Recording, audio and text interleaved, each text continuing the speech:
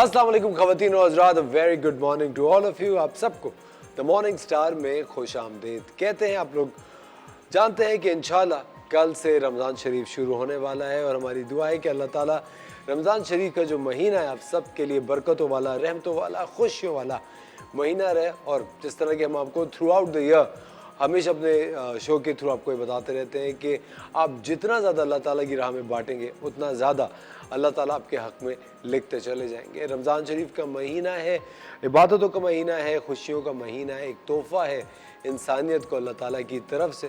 और हमारी यही दुआ है कि आप भरपूर तरीके से रमज़ान शरीफ को निभाइए, इसको एंजॉय कीजिए।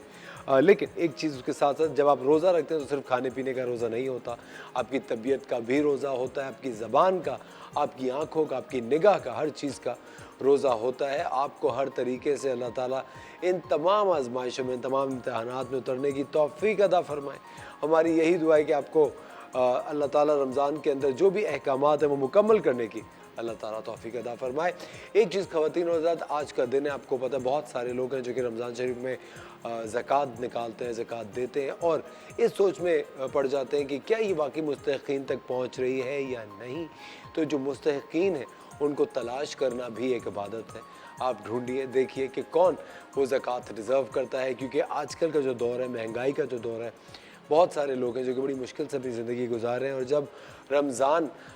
जब रमज़ान का महीना आ ही गया है अब माशाल्लाह से, तो आप लोगों को तलाश करना है, उन लोगों को ढूंढना है जो कि मुस्तहिक़ीन हैं, जो कि सोच रहे होंगे कि रमज़ान में राशन हम कहाँ से लाएंगे, और अगर राशन हम दिल खोल के या दिल भर के ले आए तो बाकी जो अखराजात हैं वो मुकम्मल कैसे करेंगे, उनको पूरा कैसे करेंगे। तो आपको अगर अल्लाह ताला ने इस्तिताअत दी है, अगर आप किसी ना किसी तरह के लोगों की मदद कर सकते हैं तो ज़रूर कीजिए। शेयरिंग इज़ केयरिंग बहुत फेमसली कहा जाता है। तो जितना ज़्यादा आप बांटेंगे, शेयर करेंगे, मिल बांट के रमज़ान शरीफ गुजारेंगे, अल्लाह ताला आपकी किस्मत में, आपके नसीब में, आपकी ज़िंदगी में आसानियाँ, खुशियाँ, रहमतें लिखते चले जाएंगे। एक बात का ख़ास ख्याल आपने इस महीने रखना है, वो ये है कि खाना ज़ाया मत कीजिएगा।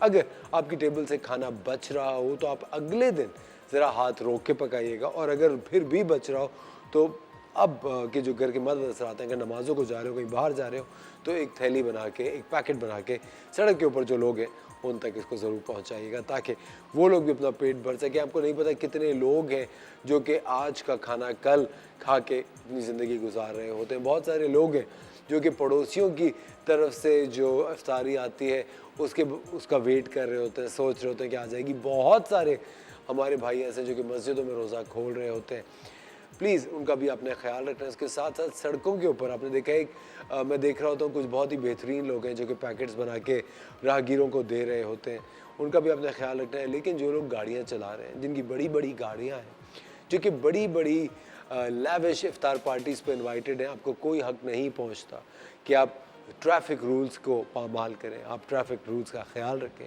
देखभाल की गाड़ियाँ चलाएं, क्योंकि बहुत सारे मासूम लोग हैं अपने घरों की तरफ जा रहे होते हैं, थके हुए होते हैं, रोज़े की हालत में होते हैं, आपके असाब कमज़ोर हुए होते हैं, कुछ तो बहुत बड़ी एज के होते हैं, बुज़ुर्ग होते हैं, हालात की वजह से काम करें, वो भी बाइक्स पे घर जा रहे होते हैं। आप किसी भी तरीके से तेज़ गाड़ी चला के एक्सीडेंट्स को मोल नहीं ले सकते, आप किसी का नुकसान नहीं कर सकते, आप किसी की ज़िंदगी को मुश्किल नहीं बना सकते। तो इस बात का आप लोगों ने ख़ास ख्याल रखना है। रमज़ान शरीफ का महीना है, इबादतों का महीना है, माफ़ी मांगने का महीना है, और हमारी ये दुआ है कि अल्लाह ताला आपका रमज़ान शरीफ बहुत ही बेहतरीन गुजारे। आज का द मॉर्निंग स्टार हमने आपके लिए यही सोच के लाइन अप किया है कि अब जो महीना आने वाला है इसके अंदर किस तरह से बेहतरी आपके लिए पैदा हम कर सकें। आज आखिरी दिन है, बहुत सारे लोग हैं शॉपिंग के लिए आज जाएंगे। प्लीज़ जो हमारे बहन भाई हैं जिनको अल्लाह ताला ने आज़माइशों में डाला हुआ है, उनके बारे में ज़रूर सोचिएगा। वक्त हो जाता है एक छोटे से ब्रेक। आज का द मॉर्निंग स्टार शुरू करते हैं। आपकी मुलाकात आपके पसंदीदा लोगों से कराएंगे। मिलते हैं आपसे थोड़ी सी देर बाद।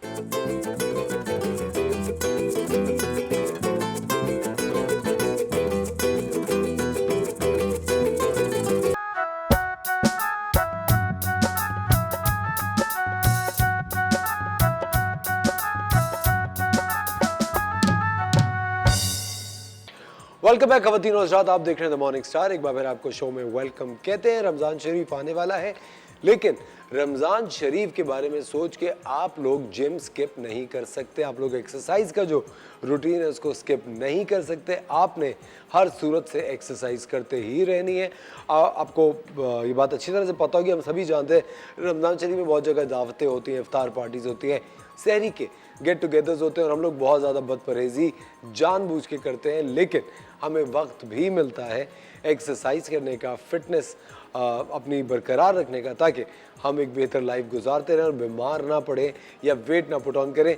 चलिए चल के देखते हैं कि आज साइमा इरफान हमें फिटनेस में क्या सिखा रही हैं। अस्सलाम वालेकुम, मैं हूँ साइमा इरफान और देखिए मैं अच्छी अच्छी एक्सरसाइज बताती हूँ ताकि आप मेरी तरह हेल्दी और खुश रहें और हेल्दी रहें और आपकी एनर्जी ज़्यादा जो है बूस्ट हो। उसके लिए क्या है, मैं क्या करती हूँ कि मैं अपने आप को बहुत पॉजिटिव रखती हूँ, रेगुलर एक्सरसाइज करती हूँ, अपने खाने का ख्याल रखती हूँ और भूख को रख के और पोर्शंस में खाना खाती हूँ। पोर्शंस मीन कि अगर 3 टाइम दिन में खाना खाते हैं पेट भर भर के यहाँ तक, तो प्लीज़ वो उसको अवॉइड कीजिएगा। और पोर्शंस 6 टाइम जो है, अगर पोर्शन में खा रहे हैं तो 6 टाइम उसको कर लें। 3 टाइम से बेहतर है कि 6 टाइम जब खाएंगे तो उसमें क्या है कि आप कम कम खाना जब खाएंगे पेट में जाएगा तो जल्दी हजम होगा। एक ही बार में आप जब यहाँ तक खाना खा लेते हैं तो फिर वो खाना हजम बहुत देर से होता है और आपकी बॉडी के अंदर फैट जो है वो डिपॉजिट हो जाती है और वो क्या करती है, आपका वेट दिन ब दिन बढ़ता जाता है। और ख़ास तौर से टमी जो है आपकी, वो ऐसी यहाँ पे फैट जमा हो जाती है कि ये इसको कंट्रोल करना फिर बहुत मुश्किल हो जाता है, क्योंकि वेट को गेन करना बहुत आसान है, इसको रिड्यूस करना इतना मुश्किल है कि आपको लग पता जाता है कि जब आप एक्सरसाइज कर रहे होते हैं, हर तरीके से आपका वेट नहीं जा रहा होता है, फिर आप परेशान हो जाते हैं। तो इसलिए अपनी लाइफ को हेल्दी बनाएं, अपने तवज्जो नहीं देते खाने पीने पे, तो इससे क्या होगा कि आपका वेट जो है जल्दी जल्दी बढ़ना शुरू हो जाएगा और उससे क्या होगा कि आपका जब वेट बढ़ता है तो उसको कम करना बहुत मुश्किल हो जाता है। तो मेरी कोशिश है कि मैं आपका वो वेट जो बढ़ चुका है उसको किस तरह से कम करूं। तो मैं जो कहूँगी तो प्लीज़ उस पर अमल कीजिएगा, तो बहुत आपको फ़ायदा होने वाला है। तो क्या करेंगे कि मैं कुछ ऐसी एक्सरसाइज बताती हूँ, वो बाद में पहले खाने पीने का बता दूँ कि क्या खाना चाहिए क्या नहीं खाना चाहिए। आपको जितनी वाइट चीज़ें, आपके वाइट चीनी, चावल और क्या है चाय में दूध वाइट भी होता है, लेकिन क्या है कि जब वेट रिड्यूस करेंगे उससे क्या है कि दूध थोड़ा सा अवॉइड कर लीजिए, ज़्यादा नहीं, थोड़ा सा। चाय में क्योंकि चीनी, जब आप चीनी के साथ जब दूध भी डालते हैं तो वो आपका वेट बहुत जल्दी गेन होता है। वैसे तो आप चीनी जो ले रहे हैं, आप मीठा ले रहे हैं, वो इतना नुकसान नहीं देता क्योंकि ये एक स्लो पॉइजनिंग है। वाइट चीनी जो आप खाते हैं, वाइट मैदा जो खाते हैं, वाइट चावल जो खाते हैं, ये स्टार्च वाले होते हैं और केमिकल वाले होते हैं, तो प्लीज़ इससे अवॉइड करें। और बाकी हर चीज़ खाएं, लेकिन रॉ मटेरियल में जो भी मिल रही है वो आप खा सकते हैं। चीनी की जगह गुड़ इस्तेमाल करें, ठीक है। वाइट चावल की जगह ब्राउन जो है वो चावल यूज़ करें। और जो है इसके साथ आप जो वाइट आटा जो यूज़ करते हैं उसमें ब्राउन वाला आटा यूज़ करें। तो इससे देखिएगा आपका वेट काफ़ी हद तक जो है कंट्रोल में रहेगा और आप हेल्दी भी रहेंगी, क्योंकि जितनी वाइट चीज़ें ये आपकी बॉडी में जब जाती हैं तो यकीन करें ये आपका एक तो मेटाबॉलिक रेट बहुत स्लो कर देती हैं। और जब मेटाबॉलिक रेट स्लो होता है तो उससे क्या होता है कि आप वेट आपका जल्दी जो है नहीं कम होता, वो वेट बढ़ता ही जाता है और आप डिप्रेशन में लग जाते हैं, बॉडी डी शेप अलग हो जाती है। और कुछ भी आप पहन लें, महंगे से महंगा कपड़ा, आपकी बॉडी पे अच्छा नहीं लगेगा। तो इसलिए आप चाहते हैं मेरे साथ अपने आप को कम करें और अपने वेट को कम करें और अपने आप को हेल्दी रखें और एक्टिव रखें। किस तरह से, देखिए सबसे पहले तो अपने पोस्चर को आपने सीधा रखना है। कैसे? पोस्चर चलते फिरते उठते बैठते आपने क्या करना है, टमी को टाइट रखना है और अपनी बैक को फुल स्ट्रेट रखना है। इससे क्या होगा कि आपका पोस्चर बहुत अच्छा हो जाएगा और जब पोस्चर अच्छा होता है तो आपको खुद बहुत अच्छा लगता है और जो देखने वाले हैं उनको बहुत अच्छा लगता है। और क्योंकि जब आप अपने बॉडी पे तवज्जो देंगे, अपने पोस्चर को सीधा रखेंगी, आहिस्ता आहिस्ता आपकी बॉडी यूज्ड टू हो जाएगी और आपका वेट जल्दी नहीं बढ़ेगा। तो मैं इस पॉस्चर के साथ साथ आपको कुछ एक्सरसाइज बता रही हूँ कि जो आप करेंगे तो यकीन करें आप बहुत फ़ायदा आपको होगा और जल्दी अपने वेट को कम कर लेंगे। क्या करेंगे, दोनों हाथ इस तरह से रखेंगे, ये देखिए, ये टमी के लिए बता रही हूँ, ठीक है। वेट लॉस भी आ जाएगा टमी क्योंकि, और बॉडी का वेट तो हम कम कर सकते हैं वॉक के थ्रू, लेकिन कुछ चीज़ें ऐसी हैं जैसे पेट सबसे आखिर में जाता है, तो हम उसको जल्दी जाने के लिए क्या करेंगे कि जल्दी चला जाए, ये क्या करेंगे, इस तरह से इंटरलॉक करेंगे और इसको हम पीछे ले जाएंगे, ठीक है।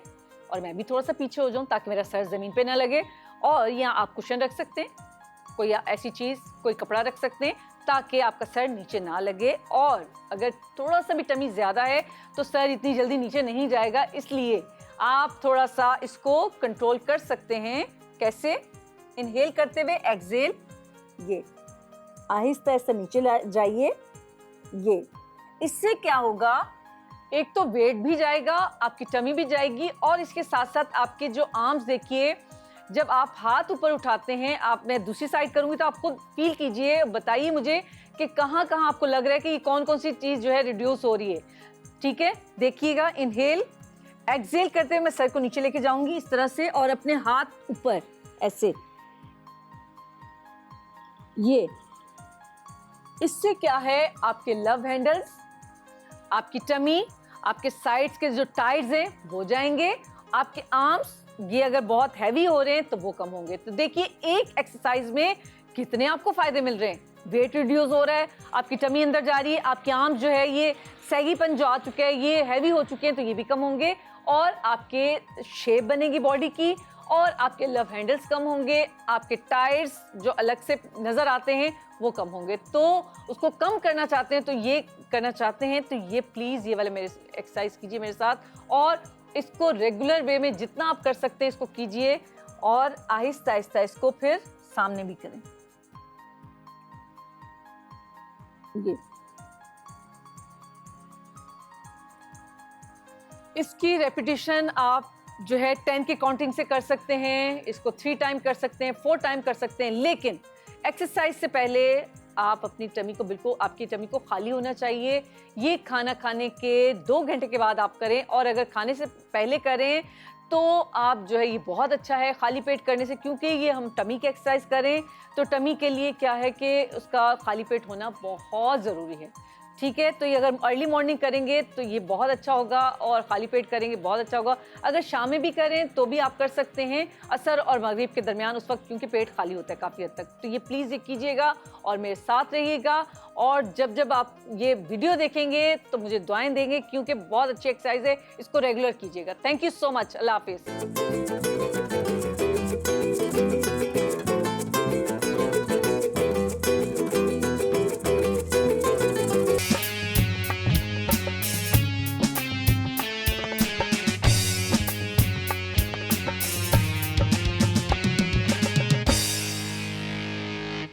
वेलकम बैक खवातीन और हज़रात, आप देख रहे हैं द मॉर्निंग स्टार। एक बार फिर आपको शो में खुशामदीद कहते हैं, और आपकी लाइफ्स को आसान बनाने के लिए, आपकी लाइफ्स के अंदर आगाही लाने के लिए, और क्या खाना है क्या नहीं खाना वो हमें बताने के लिए हमारे साथ मौजूद हैं डॉक्टर बिल्किस। वालेकुम अस्सलाम, क्या हाल है? अल्हम्दुलिल्लाह ठीक ठाक। अच्छा, हम दोनों में से दोनों ने पहल की कि पहले सलाम करेगा। अच्छा डॉक्टर साहब, आज हम बात करना चाह रहे थे ऑटो इम्यून डिसऑर्डर्स पे, और ऑटो इम्यून डिजीज़ के बारे में सबसे ज़्यादा जो लोगों के बीच में गलत फहमी है, वो किसी भी चीज़ को ऑटो इम्यून डिसऑर्डर समझते हैं, और कुछ चीज़ें हैं जिनको नहीं समझते, जिस तरह के एलोपेशिया होता है या सोराइसिस होता है, ये ऑटो इम्यून डिसऑर्डर्स होते हैं।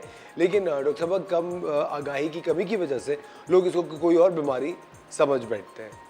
देखिए, जैसे सोराइसिस का है, वो समझते हैं कि हमें लग जाएगा, या जैसे गाउट है, इन्फ्लेमेशन है, लग जाएगा। वो लगने वाली ऑटो इम्यून डिजीज़ का मतलब ये है कि आपके जो सेल्स हैं, प्रोटीन सेल्स, वो आप ही की इम्यून सिस्टम को बाय मिस्टेक जो है ना वो अटैक कर रहे हैं, यानी कि आपका अपना सोल्जर आपको नुकसान पहुंचा रहा है, उसको कहते हैं ऑटो इम्यून डिजीज़। वो उसके रीजंस बहुत सारे हैं जिसकी वजह से ये सब होता है। लेकिन ऑटो इम्यून डिजीज़ जेनेटिक तो हो सकती हैं, लेकिन अगर आप किसी सोराइसिस वाले से हाथ मिलाते हैं या बर्ड्स वाले से हाथ मिलाते हैं तो वो डिज़ीज़ आपको लग नहीं सकती, अच्छा डॉक्टर साहब, लोग ये भी कहते हैं कि जो आपका पार्टनर होता है, मतलब मियाँ बीवी, आपस में इनको भी नहीं लग सकती जो इतनी करीब होता है आपके? नहीं, बिल्कुल भी नहीं।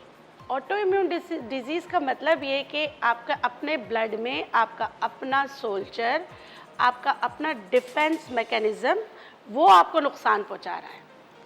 अच्छा, तो वो इम्यून डिसऑर्डर इसी को कहते हैं। डॉक्टर साहब, क्या जेनेटिकली ट्रांसफर हो सकता है हाँ, बच्चे में? जीन्स में अगर है तो किसी के इसका वालिद एक को हो। रीज़न, देखिए ना, किसी के वालिद को अगर गाउट है तो बच्चों में भी आ जाता है। अगर किसी को एलोपेशिया रहता है तो बच्चों में भी आ जाता है इम्यून डिसऑर्डर। या अगर कोई भी बीमारी, इम्यून डिसऑर्डर की बीमारी, वो बच्चों में ट्रांसफ़र ज़रूर हो सकती है लेकिन पार्टनर में नहीं हो सकती, अनलेस और अनटिल कि वो आपकी फैमिली का नहीं हो। फैमिली ट्री की वजह से तो उसको हो सकता है लेकिन लग नहीं सकती है बीमारी। अच्छा डॉक्टर साहब, ये अगर हम ऑटो इम्यून की बात करें, अभी आप जिस तरह फैमिली की बात करिए, अभी तक बहुत ज़्यादा ट्रेंड है फर्स्ट कज़न्स में शादी करने का, और डॉक्टर्स का ये मानना है कि फ़र्स्ट कज़न्स में शादी नहीं करनी चाहिए, ऑटो इम्यून डिसऑर्डर्स होते हैं, बच्चों में एबनॉर्मेलिटीज़ आ सकती हैं। बिल्कुल आ सकती है। थैलेसीमिया माइनर शादी करें तो बच्चा थैलेसीमिया मेजर हो सकता है। इम्यून डिसऑर्डर के अलावा बहुत सारी बच्चों में बहुत सारे इस तरह की चीज़ें और बहुत कुछ आ सकता है। तो फर्स्ट कज़न मैरिजेस जो है ना, वो नहीं होना चाहिए, या एटलीस्ट दोनों का ब्लड टेस्ट पहले हो जाना चाहिए कि दोनों तो थैलेसीमिया माइनर तो नहीं है और कोई इश्यूज तो नहीं है। डॉक्टर साहब, सॉरी टू कट यू, लेकिन जी। कहा जाता है कि अगर दो भाइयों के बच्चे शादी करें, यानी कि अगर कोई अपने चचा के बच्चे से, औलाद से, या ताया की औलाद से करे, तो वो ज़्यादा खतरनाक है बनस्बत अगर फुप्पी की औलाद से की जाए तो। हाँ बिल्कुल, क्योंकि फुप्पा अलग होते हैं ना, ब्लड चेंज हो जाता है। ब्लड चेंज हो जाता है। ठीक है। तो उसकी तो वजह से इसी तरह अगर मामू के बच्चों से करें तो भी? क्या अगर मामी चेंज है तो फिर भी, मतलब कि देखिए, जितना क्लोज रिलेटिव्स में करेंगे इतना आपको नुकसान है। ठीक इतना है। अगर कि कज़न मैरिजेस अगर दूर के रिश्तेदारों में, तो इतना नुकसान नहीं है। ठीक है, और बेहतर यही होता है कि हम बाहर जी बिल्कुल। शादी करें अगर आपको बेहतर जीन्स चाहिए। अच्छा डॉक्टर साहब, Crohn's disease, diabetes type 1, multiple sclerosis, ये भी सब ऑटो इम्यून ये डिसऑर्डर? सारा वही है, वो जीन्स में नहीं, ये ऑटो इम्यून नहीं है, इसमें से कुछ हो सकता है, लेकिन जेनेटिक डिसऑर्डर भी ऑटो इम्यून में आ जाते हैं। लेकिन किसी को इम्यून डिसऑर्डर की वजह से हाशिटोमा, थायराइड तो हो सकता है कि आपका इम्यून सिस्टम आपके थायराइड पे जो है ना अटैक करे, जिसकी वजह से ना एकदम से आपकी चाइनीज़ जैसी आंखें हो जाए, सूजन आ जाए, ये सारी चीज़ें तो हो सकती हैं। लेकिन ये इनका एक पार्ट है, पार्ट बी आप कह सकते हो, लेकिन ये ऐसा नहीं है कि ये इम्यून डिसऑर्डर्स है। अच्छा डॉक्टर साहब, ऑटो इम्यून डिसऑर्डर शुरू कैसे होता है, पहले आसार क्या नजर आता है?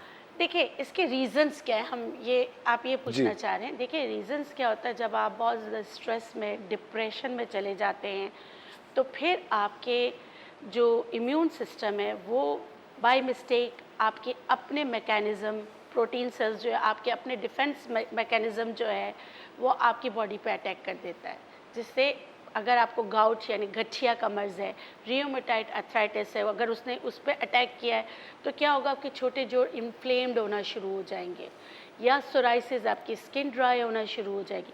स्किन के डिसऑर्डर्स भी ये 80 टाइप्स के ऑटो इम्यून डिसऑर्डर्स है, एक नहीं, अलग अलग तरीके से। लेकिन उनके रीज़न्स अगेन वही है, जैसे हम कहते हैं अच्छी ग़िज़ा नहीं खाना, विटामिन D3 की कमी, इस तरह की चीज़ों से फिर ये बीमारियां स्टार्ट होना शुरू हो जाती हैं। अच्छा डॉक्टर साहब, अगर किसी को ऑटो इम्यून डिसऑर्डर हो जाए, उसमें से फिर कैसे निकला जाए? देखें, अगर हो जाए तो आपने ना परेशान नहीं होना है, मुकाबला करना है। ऐसी कोई बीमारी नहीं है जिसका इलाज नहीं है।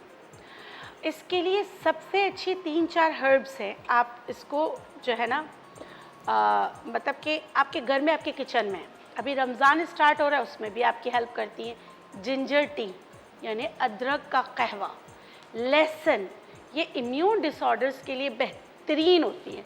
या हल्दी वाला दूध, ये बहुत अच्छा होता है कि आप इसका इस्तेमाल करें।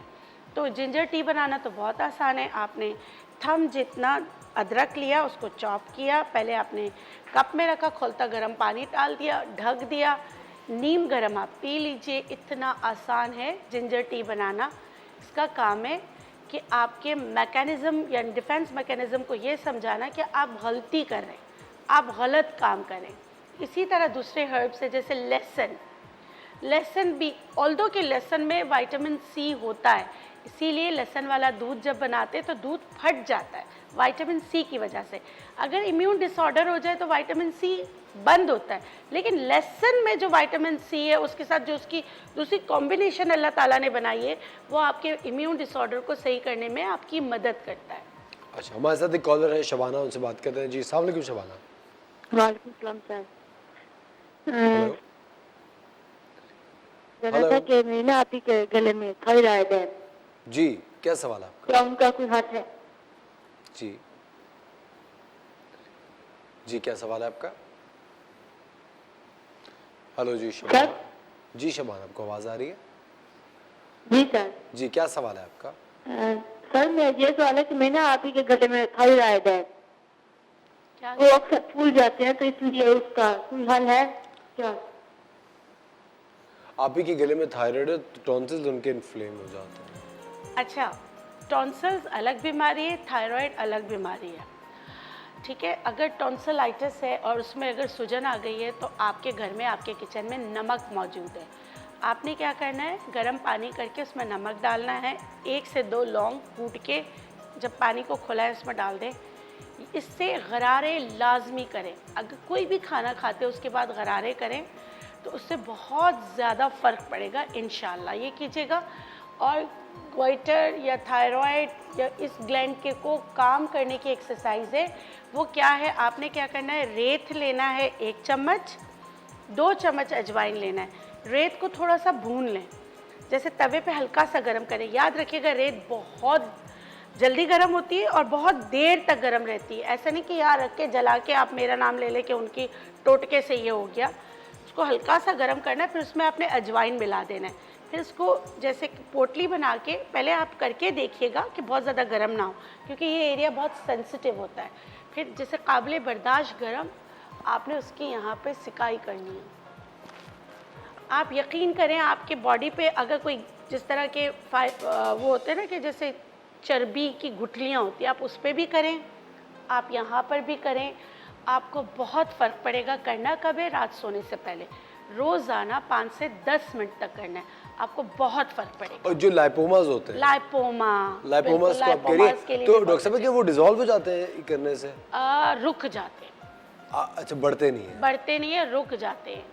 और फिर लाइपोमा एक अलग सब्जेक्ट है, उसकी फिर बहुत सारी अलग साइंस प्रोटोकॉल्स हैं, ठीक है। उस पर अमल करना होता है। लाइपोमा के लिए विटामिन ई बहुत अच्छा होता है कि आप विटामिन ई या फ़िश ऑयल लें। इसी तरह ऑटो इम्यून डिजीज़ के लिए भी फ़िश ऑयल बहुत अच्छा होता है। लेकिन हमारे यहाँ पे ऐसे बोलेंगे इतनी गर्मी में मछली का तेल कौन लेगा, उससे तो गर्मी हो जाएगी। वो यहाँ से होती है। जब आप सोचेंगे तो आपको फिर होता है कि दाने भी निकल आएंगे। नहीं सोच के आप खाएंगे, इंशाल्लाह आपको फ़र्क पड़ेगा। डॉक्टर साहब हमारे साथ मौजूद है। ख़वातीन और हज़रात, वक्त हो जाता है छोटे से ब्रेक का। मिलते हैं आपसे ब्रेक के बाद।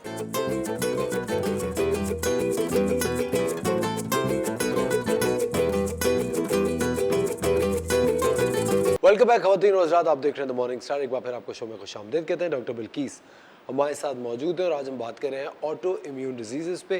डॉक्टर साहब, ऑटो इम्यून डिसऑर्डर्स में आप ब्रेक पे जाने से पहले कही थी कि विटामिन ई और फिश ऑयल जो है वो बहुत ज़्यादा बेनिफिशियल होते हैं, बेहतरी होती है। खाने में क्या चीज़ें खाएं और ना खाएं?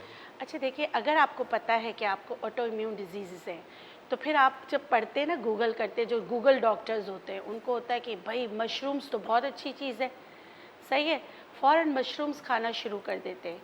उससे अल्लाह ना करे अगर इम्यून डिसऑर्डर है तो आप समझे कि आपने 2 बड़े जंगजू जो है ना अपने बॉडी में उतार लिए हैं। उनकी जंग में आपका हार्ट अटैक या हार्ट रेट तेज़ होने के खदशात होते हैं। तो आपने बिग नो करना है मशरूम्स को, जैसे खुम्बी कहते हैं, सही है ना, उसमें ऋषि मशरूम भी आता है और बहुत सारे मशरूम आते हैं जो आपके इम्यून सिस्टम के लिए बहुत ज़बरदस्त चीज़ है, मगर वो बिगड़े हुए बच्चे के लिए नहीं है, तो ये याद रखिएगा। दूसरी चीज़ है विटामिन सी, हर किस्म का खट्टा, माँ सिवाय लहसुन के। लहसुन का विटामिन सी बेहतरीन होता है, लेकिन इसमें लड़ने की जो क़ुव्वत है वो बहुत ज़बरदस्त है। वरना इमली, आलू बुखारा, यहाँ तक कि मिर्चें आपने नहीं खाना। डॉक्टर साहब कीनू, लीमू सब बंद है। ये सब बंद है। ये कीनू, लीमू, स्ट्रॉबेरीज, मतलब जो आप तुर्श चीज़ें जो आप रखते हैं और एकदम से आपको खटास का एहसास होता है, दही नहीं खाना। ठीक है। लेकिन अब खाना क्या है, किस तरह इससे लड़ेंगे, वो है प्री एंड प्रोबायोटिक्स, यानी कि अपने गट को सही करेंगे, अपने मैदे को सही करेंगे। तो उसमें क्या चीज़ है, उसमें बंद गोभी का अचार, वो अचार नहीं जो आप लोग बनाते, प्री एंड प्रोबायोटिक्स उसमें बहुत ज़्यादा अच्छा आ जाता है। उसका नाम इंग्लिश में जो होता है मैं कभी प्रोनाउंस नहीं कर सकती, तो मैं बोल नहीं रही हूँ, आसान अल्फाज में आपको बता रही हूँ। बंद गोभी का अचार बनाने का तरीका मैं आपको बता देती हूँ। आपने एक गोभी ली, उसको आपने जिस तरह हम काटते हैं पतला पतला काट लिया। उसके बाद आपने क्या करना है, उसमें 1 चम्मच पिंक सॉल्ट लेना है, उसको स्प्रिंकल करना है और 15 से 20 मिनट तक उसको मसलना है। अच्छी तरीके से आपने उसको मसलना है। मसलने के बाद उसको छोड़ देना है। छोड़ने मतलब कि 1 घंटा आप रख दें। उसके बाद आप क्या करोगे, या तो आप ले लो एक सेब, क्योंकि सेब का सिरका बहुत अच्छा होता है, नहीं तो फिर है ना आप जो है ना या सिरका ले लो। लेकिन मेरी आदत है मैं सेब और शहद में बनाती हूँ। 1 चम्मच शहद लेती हूँ, 1 पूरा सेब लेती हूँ, इनको ग्राइंड कर लेती हूँ। सेब के बीज कभी भी नहीं खाने चाहिए, सेब के बीज आप निकाल दीजिएगा, छिलके भले रहने दीजिएगा। उसके बाद आपने इसको बनाना है हमेशा जो है क्या कहते हैं, ग्लास में बनाना है। ग्लास के जो आपको वो मिल जाते हैं उसमें बनाना है। आप कभी भी प्लास्टिक इस्तेमाल नहीं करें। आपने ग्लास के उसमें डाला और उसके बाद आप मुट्ठी लगाते रहे, उसको अच्छी तरीके से अंदर भरते रहे कि वो जो नमक उसके साथ मिलके जो उसका पानी है वो ऊपर आ जाए। जब ये हो जाए तो आपने जो सेब और 1 चम्मच जो शहद है वो भी इसमें डाल के अच्छी तरीके से दोबारा मिक्स करें। इसमें मेहनत बहुत है, जब भी इसमें प्री एंड प्रोबायोटिक पैदा होता है और ये इसमें खटास होती है, मगर ये आप खा सकते हैं। 15 दिन में ये अचार बन जाता है। उसके बाद आपने इसको दिन में 3 दफ़ा खानों से पहले एक बाउल भर भर के खाना है। आप यकीन करें, जिनको भी ऑटो इम्यून डिसऑर्डर्स हैं और उसके अलावा आपको हेलिकोबैक्टर पाइलोरी यानी H पाइलोरी का मर्ज़ भी है, आप ये खाएंगे, अल्लाह के हुक्म से आपको बहुत ज़्यादा फ़र्क पड़ेगा। अगर इतनी मेहनत नहीं करनी तो प्री एंड प्रोबायोटिक के टैबलेट्स मिल जाते हैं, तो आप वो ले लीजिए। या दही का कीफर वाली दही मिल जाती है जिसमें उसके बैक्टीरिया नज़र आते हैं, अगर बहुत देखा जाए तो। उसको बनाने का तरीका भी बहुत डेलिकेटेड तरीके से बनता है, तो आप बना बनाया आपको मिल जाए तो आप ये खा सकते हैं, जिससे आपके गुड बैक्टीरिया पैदा होते हैं, बैड बैक्टीरिया आपके गट से ख़त्म होते हैं। तो ये आपके ऑटो इम्यून डिसऑर्डर्स के लिए बहुत बेहतरीन चीज़ें हैं। अच्छा डॉक्टर साहब, ये जो आप कह रही हैं कि विटामिन सी किसी भी तरह की खटास ना खाएं, जो फिजी ड्रिंक्स होती हैं वो भी ना पिएं, फिर वो तो बीमारियों को आप दावत देने के लिए बहुत मावन साबित होती है।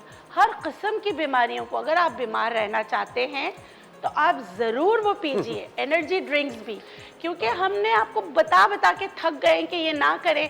तो पता है क्या होता है, बच्चे कहते हैं कि ना इससे कुछ नहीं होता। मैं अपने बच्चों को समझाती थी, तो हमारा एक मी टाइम होता है, रात को हम एक बेड पर पूरे दिन की बातें करते हैं। तो मैंने अपने बच्चों को कसम दी अपनी, मैंने कहा अगर तुम लोगों ने ये पिया ना तो समझो कि तुम लोगों ने मेरा ब्लड पिया है, खून पिया है। तो 15-20 दिन बाद जब हम थे तो मेरे 2 बच्चों में आपस में लड़ाई हो गई। तो हुसैन ने मुझे कहा मम्मा मैं तो आपका खून हफ्ते में 1-2 दफ़ा पीता हूँ, ये सारा की बच्ची रोज़ आपका खून पीती है। मैं कहा बहुत शुक्रिया बेटा, जज़ाकल्लाह। तो अगर हमने इस तरह समझाया तो आपके समझ में नहीं आता कि अपनी कसम दो, सब कुछ करो। अपने बच्चों की बात कर रही हूँ, मगर फिर मैं आप कहती हूँ, मेरे पास बच्चे आते हैं, बड़े आते हैं, वो कहते हैं हम इसको छोड़ नहीं सकते। मैं कहा कोई मसला नहीं है, मत छोड़ें। मैं उनको आईना दिखा देती हूँ, अभी आपका ये हाल है, उसके बाद ये होगा, इसके बाद इस तरह होगा। अभी माशाल्लाह अपने पाँव पे चल रहे हैं, फिर आपको कोई लेकर आएगा, फिर आप आवाज़ें लगाओगे कि खुदा के लिए मुझे कोई उठा ले। उस हद तक नहीं पहुँचना तो छोड़ दें ज़बान का चटखारा। बिल्कुल सही कह रही हैं। अच्छा डॉक्टर साहब, बहुत लोग ये मानते हैं कि जो इंटरमिटेंट फास्टिंग होती है, जो लोग 14 घंटे 15 घंटे बिल्कुल अपने आप को भूखा प्यासा रखते हैं, क्या इंटरमिटेंट फास्टिंग भी ऑटो इम्यून डिसऑर्डर को बेहतर करती है?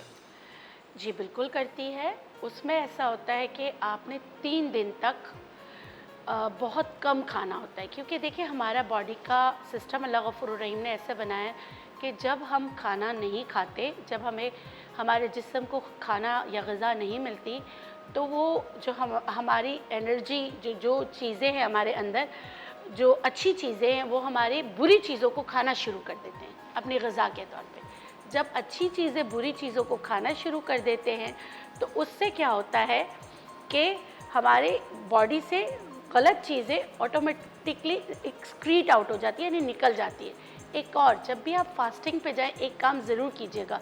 जो लोग फास्टिंग करते हैं उनको एक तो कॉन्स्टिपेशन हो जाता है, दूसरा इचिंग स्टार्ट हो जाती है बॉडी में। क्यों होती है? इसलिए होती है कि वो सारी चीज़ें बाहर आ रही होती है। उस वक्त आपने नमक जो है, पिंक सॉल्ट, उससे स्क्रबिंग करनी है, ताकि वो चीज़ें जो आपकी स्किन के ऊपर आके रुक रही होती है और आगे जाके आपको कोई और डिजीज़ हो जाए तो स्क्रब करेंगे वो निकल जाएगा। और जब आप फास्टिंग करें तो हाइड्रोथेरेपी ज़रूर करें, आधा धड़ पानी में रखें, उससे भी बहुत फ़र्क पड़ता है। ये स्विमिंग करें। डॉक्टर साहब, सीबीसी जो ब्लड टेस्ट क्या एक तरीका होता है, उससे पता चल सकता है कि आपको ऑटो इम्यून डिजीज़ हुई है? हाँ, अगर डॉक्टर, जैसे मैं लिम्फोसाइट, न्यूट्रोफिल्स, ये सारे उसमें गड़बड़ आ रही होती है, बॉडी में इन्फ्लेमेशन बढ़ रही होती है, तो अगर आपकी बॉडी इन्फ्लेम्ड हो रही है, फिर बहुत सारे और एलर्जी टेस्ट होते हैं, वो कराएं तो आपको पता चल जाता है कि इन्फ्लेमेशन के बहुत सारे टेस्ट होते हैं, जिससे पता चलता है कि इम्यून डिसऑर्डर है।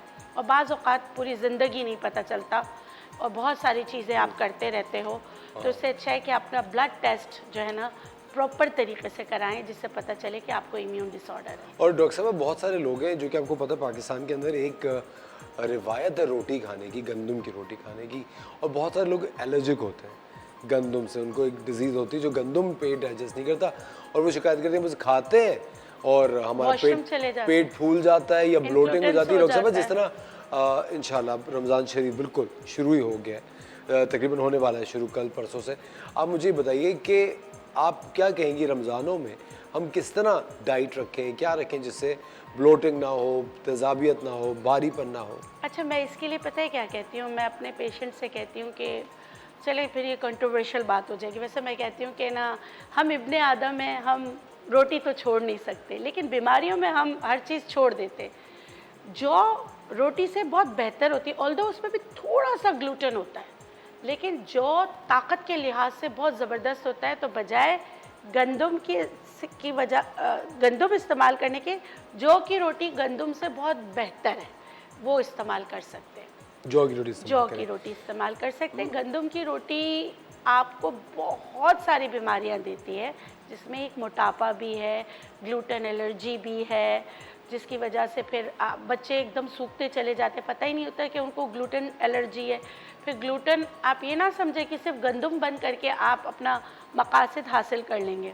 गंदम के अलावा आपको जो है स्टार्च छोड़ना पड़ेगा, वीट स्टार्च, जो हर चीज़ों में होता है, टोमेटो केचप में होता है, जो आप आलू के चिप्स लेते हैं उसमें होता है। तो फिर पढ़ाई के साथ अपने बच्चों को दे जो जिनको ग्लूटेन एलर्जी है, जो गंदम से एलर्जिक हैं। ज़बरदस्त। डॉक्टर साहब, बहुत बहुत शुक्रिया आपका, थैंक यू वेरी मच। जाते जाते बस एक छोटा सा सवाल ये करूँगा कि आपको पता है इफ्तारी में माशाल्लाह हर घर के अंदर टेबलें सजी हुई होती हैं, पकौड़े, जलेबी, समोसे, ये तो एक अंडरस्टूड सी बात है। किसी कुछ ऐसे दिन भी होते हैं जिस दिन हम अपना हाथ रोक लेते हैं, कुछ दिन ऐसे होते हैं, बल्कि कई दिन ऐसे होते हैं जो ओवर ईटिंग से ही मुकम्मल होते हैं। खाने के बाद ऐसी क्या चीज़ पिएँ या खाएँ जिससे हमारा हाजमा सही रहे? अच्छा देखिए, सबसे पहले या तो आप नमक से रोज़ा खोलें या आप खजूर से रोज़ा खोलें। उसके बाद आप ये ना समझें कि ये पानी मैं नहीं पीऊँगा तो पता नहीं क्या हो जाएगा। पानी कम पिए। खाली पेट जब आपने नमक खा लिया या खजूरें खा ली, उसके बाद आप जो भर भर के सारी चीज़ें खाते हैं, आपको मैं एक बात बताऊं, बहुत सारी चीज़ें जब मिल जाती है तो गैस्ट्रिक इश्यूज़ वैसे ही हो जाती हैं, और बहुत सारी तली हुई चीज़ें। मैं आपको जितना बता दूं, असफर आपको जितना बता दे, मुझे पता है कल आपके दस्तरखान जो ना यहाँ से यहाँ तक भरा हुआ होगा। आप नमकीन, मीठा, सब दही बड़े सब मिक्स करके खा रहे होते हैं। अपना पेट समझ के खाएंगे और ये पेट आपको ज़िंदगी भर आपके साथ रहना है, इस तरह समझ के खाएंगे तो बेहतर होगा। थोड़ा सा खाएं, उसके बाद अपनी नमाज़ें, जैसे नमाज़ पढ़ लें ईशा के बाद। देखिए अगर आपने ये सारी चीज़ें खाई हैं, उसके फ़ौरन बाद आप चाय पिएंगे, वो कुछ मासूम नहीं कर सकेगा। नहीं तो सौंफ, पुदीना, अदरक, छोटी इलायची, इसका कहवा बना के आप ज़रूर पीजिए, इससे फ़र्क पड़ेगा। लेकिन ये जब होगा जब आपने 2-3 किलो समोसे नहीं खाए हुए, सीधी सी बात है। बिल्कुल सही कह रही हैं डॉक्टर साहब, आपका बहुत बहुत शुक्रिया। आपने हमारा हमेशा शो में साथ देती हैं, और मेरी तरफ से और TV1 की जानिब से, द मॉर्निंग स्टार की जानिब से आपको रमज़ान शरीफ बहुत बहुत मुबारक हो। खैर मुबारक, और देखने वालों को मेरी तरफ से भी रमज़ान शरीफ, रमज़ान करीम बहुत बहुत मुबारक हो। ख़वातीन और हज़रात, वक्त हो जाता है एक छोटे से ब्रेक का। मिलते हैं आप लोगों से ब्रेक के बाद।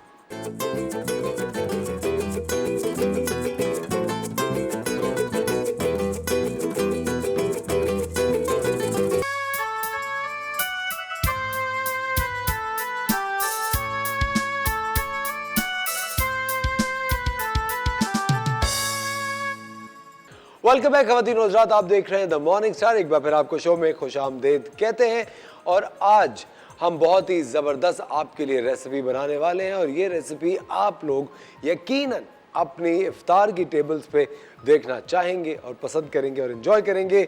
हमारे साथ है आपका बेहतरीन दोस्त, आपका बेहतरीन साथी, आपकी किचन की एक बेहतरीन हेल्प, शेफ़ मुनीज़ा। अस्सलामुअलैकुम जी, और जनाब कैसे हैं आप लोग? उम्मीद है बिल्कुल ठीक होंगे। आज हम बनाना सिखा रहे हैं चिकन स्प्रिंग रोल, क्योंकि आपको पता है रमज़ान बिल्कुल करीब करीब है, और अब जो है ये वो टाइम होता है कि जब हम रमज़ान की तैयारियां करना शुरू कर देते हैं और आहिस्ता आहिस्ता हम चीज़ें बना बना के फ्रीज़ कर रहे होते हैं, तो वो बहुत अच्छा रहता है। मैं ये कहती हूँ कि अगर आप शुरू में ही चीज़ें बना बना के ना, रमज़ान से एक हफ़्ता पहले आप ऐसा करें कि रोज़ाना एक एक चीज़ बना के ना स्टॉक कर लें, तो क्या होगा कि रमज़ान में आपको सिर्फ अपना खाना बनाने की फ़िक्र होगी, और फिर बाद में आप आराम से सुकून से तसल्ली से बैठ के ना अपनी इबादतें कर सकते हैं। तो मेरे पास बहुत ज़्यादा फरमाइश आ रही थी कि भाई चिकन स्प्रिंग रोल बनाना सिखाएं, वो वाले जो अक्सर जो है हम फ्राइड ख़रीदते हैं कोई बेकरी से या कोई मिठाई की शॉप्स पे, या कुछ शॉप्स होती हैं वहाँ से हम बाय कर रहे होते हैं, तो वो वाले आपको स्प्रिंग रोल सिखाए जाएँ। तो आज मैं आपको एग्जैक्ट वही वाले स्प्रिंग रोल्स सिखाऊंगी। अच्छा, इसको आप दो तरीके से बना सकते हैं। बहुत से लोग जो है वो चिकन खाना पसंद करते हैं वेजिटेबल के साथ, तो आप वो भी चिकन ऐड कर देंगे। अगर आप इसमें चिकन ऐड करना ना चाहें, सिर्फ सब्ज़ी वाला बनाना चाहें, तो सिर्फ वेजिटेबल के साथ भी आप इसको बना सकते हैं। तो हम क्या करेंगे कि यहाँ पे मैं एक फ्राइंग पैन ले लेती हूँ। अच्छा, स्प्रिंग रोल में हमारी क्या मिस्टेक होती है, वो मिस्टेक मैं आपको बता दूं। यूजुअली हम लोग क्या कर रहे होते हैं, इसमें सब्ज़ी को बहुत ज़्यादा ओवर कुक कर देते हैं। उससे क्या होता है कि वो जो जब हम खाते हैं ना, वो बहुत ज़्यादा सॉगी हो जाता है। बहुत ज़्यादा ऑयल शामिल नहीं करेंगे, 1 टेबलस्पून सिर्फ मैंने ऑयल शामिल करा है, बहुत ज़्यादा ऑयल नहीं, क्योंकि बाद में क्या होता है वो बहुत ज़्यादा तेल और पचपचा सा हो जाता है तेल में, और फिर आप उसको फ्राई भी तेल में कर रहे हैं, वो अंदर इतना ऑयली हो जाता है, तो वो खाने में मज़ा नहीं आता है। और फिर इफ्तार में ये होता है कि आप इतना जो है पूरा दिन खाली पेट रह के और फिर आप जो है इतना ऑयली खाएंगे, तो वो फिर बाद में हार्ट बर्न और बहुत सारी बीमारियाँ होती हैं, गैस्ट्रिक इश्यूज़ हो जाते हैं। तो थोड़ा सा ना म्याना रवि के साथ चीज़ें बैलेंस करके चलेंगे तो आपकी हेल्थ इश्यूज़ बिल्कुल भी नहीं होंगे। तो मैं इसके अंदर शामिल कर रही हूँ, मैंने यहाँ पे ऑयल 1 टेबलस्पून लिया, तकरीबन 1 टेबलस्पून के करीब मैं इसके अंदर फाइन चॉप्ड गार्लिक यानी बारीक कटा हुआ गार्लिक, लहसुन शामिल कर रही हूँ इसके अंदर में, और मैं यहाँ पे ले लेती हूँ 1 वुडन स्पून। अच्छा, इसको क्या करना है, आपने कर लेना है गोल्डन, खुशबू आनी चाहिए इसकी। जब भी आप चाइनीज़ फूड कोई भी खा रहे होते हैं या कोई भी इस तरह की चाइनीज़ वाली अशिया खा रहे होते हैं, तो उसमें क्या होता है, जो हम कमर्शियली बना रहे होते हैं उसके अंदर लहसुन बहुत ज़्यादा हम शामिल करते हैं। उससे क्या होता है, बड़ी अच्छी सी खुशबू आती है, बड़ा प्यारा सा उसका फ्लेवर आता है। अच्छा, यूजुअली हमारी प्रैक्टिस क्या होती है कि हम लहसुन और अदरक का पेस्ट शामिल कर देते हैं, और हम कहते हैं कि यार वो बाज़ार वाला फ्लेवर या वैसी खुशबू लहसुन की क्यों नहीं आ रही। बाज़ार में ज़्यादातर क्या करते हैं, वो पेस्ट शामिल नहीं करते, वो फाइन चॉप्ड यानी बारीक कटा हुआ लहसुन शामिल करते हैं, और अदरक का पेस्ट भी शामिल नहीं कर रहे होते। जो चाइनीज़ या स्प्रिंग रोल इस तरह के बन रहे होते हैं उसमें सिर्फ लहसुन डला हुआ होता है। तो आप ये ट्राई करके देखिएगा, इंशाल्लाह आपको ये रेसिपी बड़ी अच्छी लगेगी और बहुत आसान लगेगी। अब देखिए आहिस्ता आहिस्ता गार्लिक का अरोमा आना शुरू, मुझे ये इतना अच्छा लगता है, यकीन करें जब भी गार्लिक की खुशबू आती है ना इस तरीके से, मुझे बड़ी प्यारी लगती है। तो इसके अंदर अब मैं शामिल कर दूँगी जो हमने चिकन जो है वो बॉयल की थी, वो मैं इसके अंदर शामिल कर दूँगी। अच्छा, ये मैंने क्या किया था, बॉईल करते वक्त चिकन के अंदर सिर्फ लहसुन अदरक का पेस्ट शामिल करा था और सॉल्ट वगैरह कुछ शामिल नहीं करा था, सब मैं आपके सामने शामिल करूँगी। चिकन हमने यहाँ पे बॉईल की हुई वो शामिल कर दी, साथ साथ इसके अंदर सारे स्पाइसेस ऐड करूँगी। जिसमें है काली मिर्चें। काली मिर्च जा रही है तकरीबन 1 टीस्पून के करीब, ठीक हो गया। और इसके अंदर जाएगा चिकन पाउडर, ये जाएगा इसके अंदर तकरीबन 1 टेबलस्पून के करीब। तो ये मैंने मेजर करके रखा था, मेरे हाथ में टीस्पून है तो मैंने उस हिसाब से शामिल करा है इसको। और ये जा रहा है सोया सॉस, ठीक है, तो ये इसके अंदर हम शामिल कर देंगे तकरीबन, ये भी जा रहा है इसके अंदर 2 टेबलस्पून हम शामिल करेंगे इसको, ठीक हो गया। और इसके अंदर जा रहा है नमक, तो नमक जाएगा हस्बे जायका। जैसे मैंने आपको बताया था कि चिकन में मैंने शामिल नहीं किया था, तो अब हम बैलेंस करते हुए डालेंगे। अच्छा, आपने क्या करना है, क्योंकि हमने इसमें सोया सॉस शामिल करा है, साथ हमने इसमें चिकन पाउडर शामिल करा है, तो बहुत बैलेंस करना है, नमक को ज़्यादा नहीं होना चाहिए। अब मैं इसकी कर रही हूँ फ्लेम तेज़ और इसके अंदर शामिल कर रही हूँ बटर, तकरीबन 1 टेबलस्पून के करीब, ठीक हो गया। ये बटर शामिल करा मैंने इसके अंदर। और मैंने यहाँ पे ले ली है गाजर, तकरीबन 1 गाजर ले ली है, और इसके साथ मैंने ले ली है बंद गोभी, इसको मैंने बारीक काट लिया है, और शिमला मिर्च बारीक काट लिया है।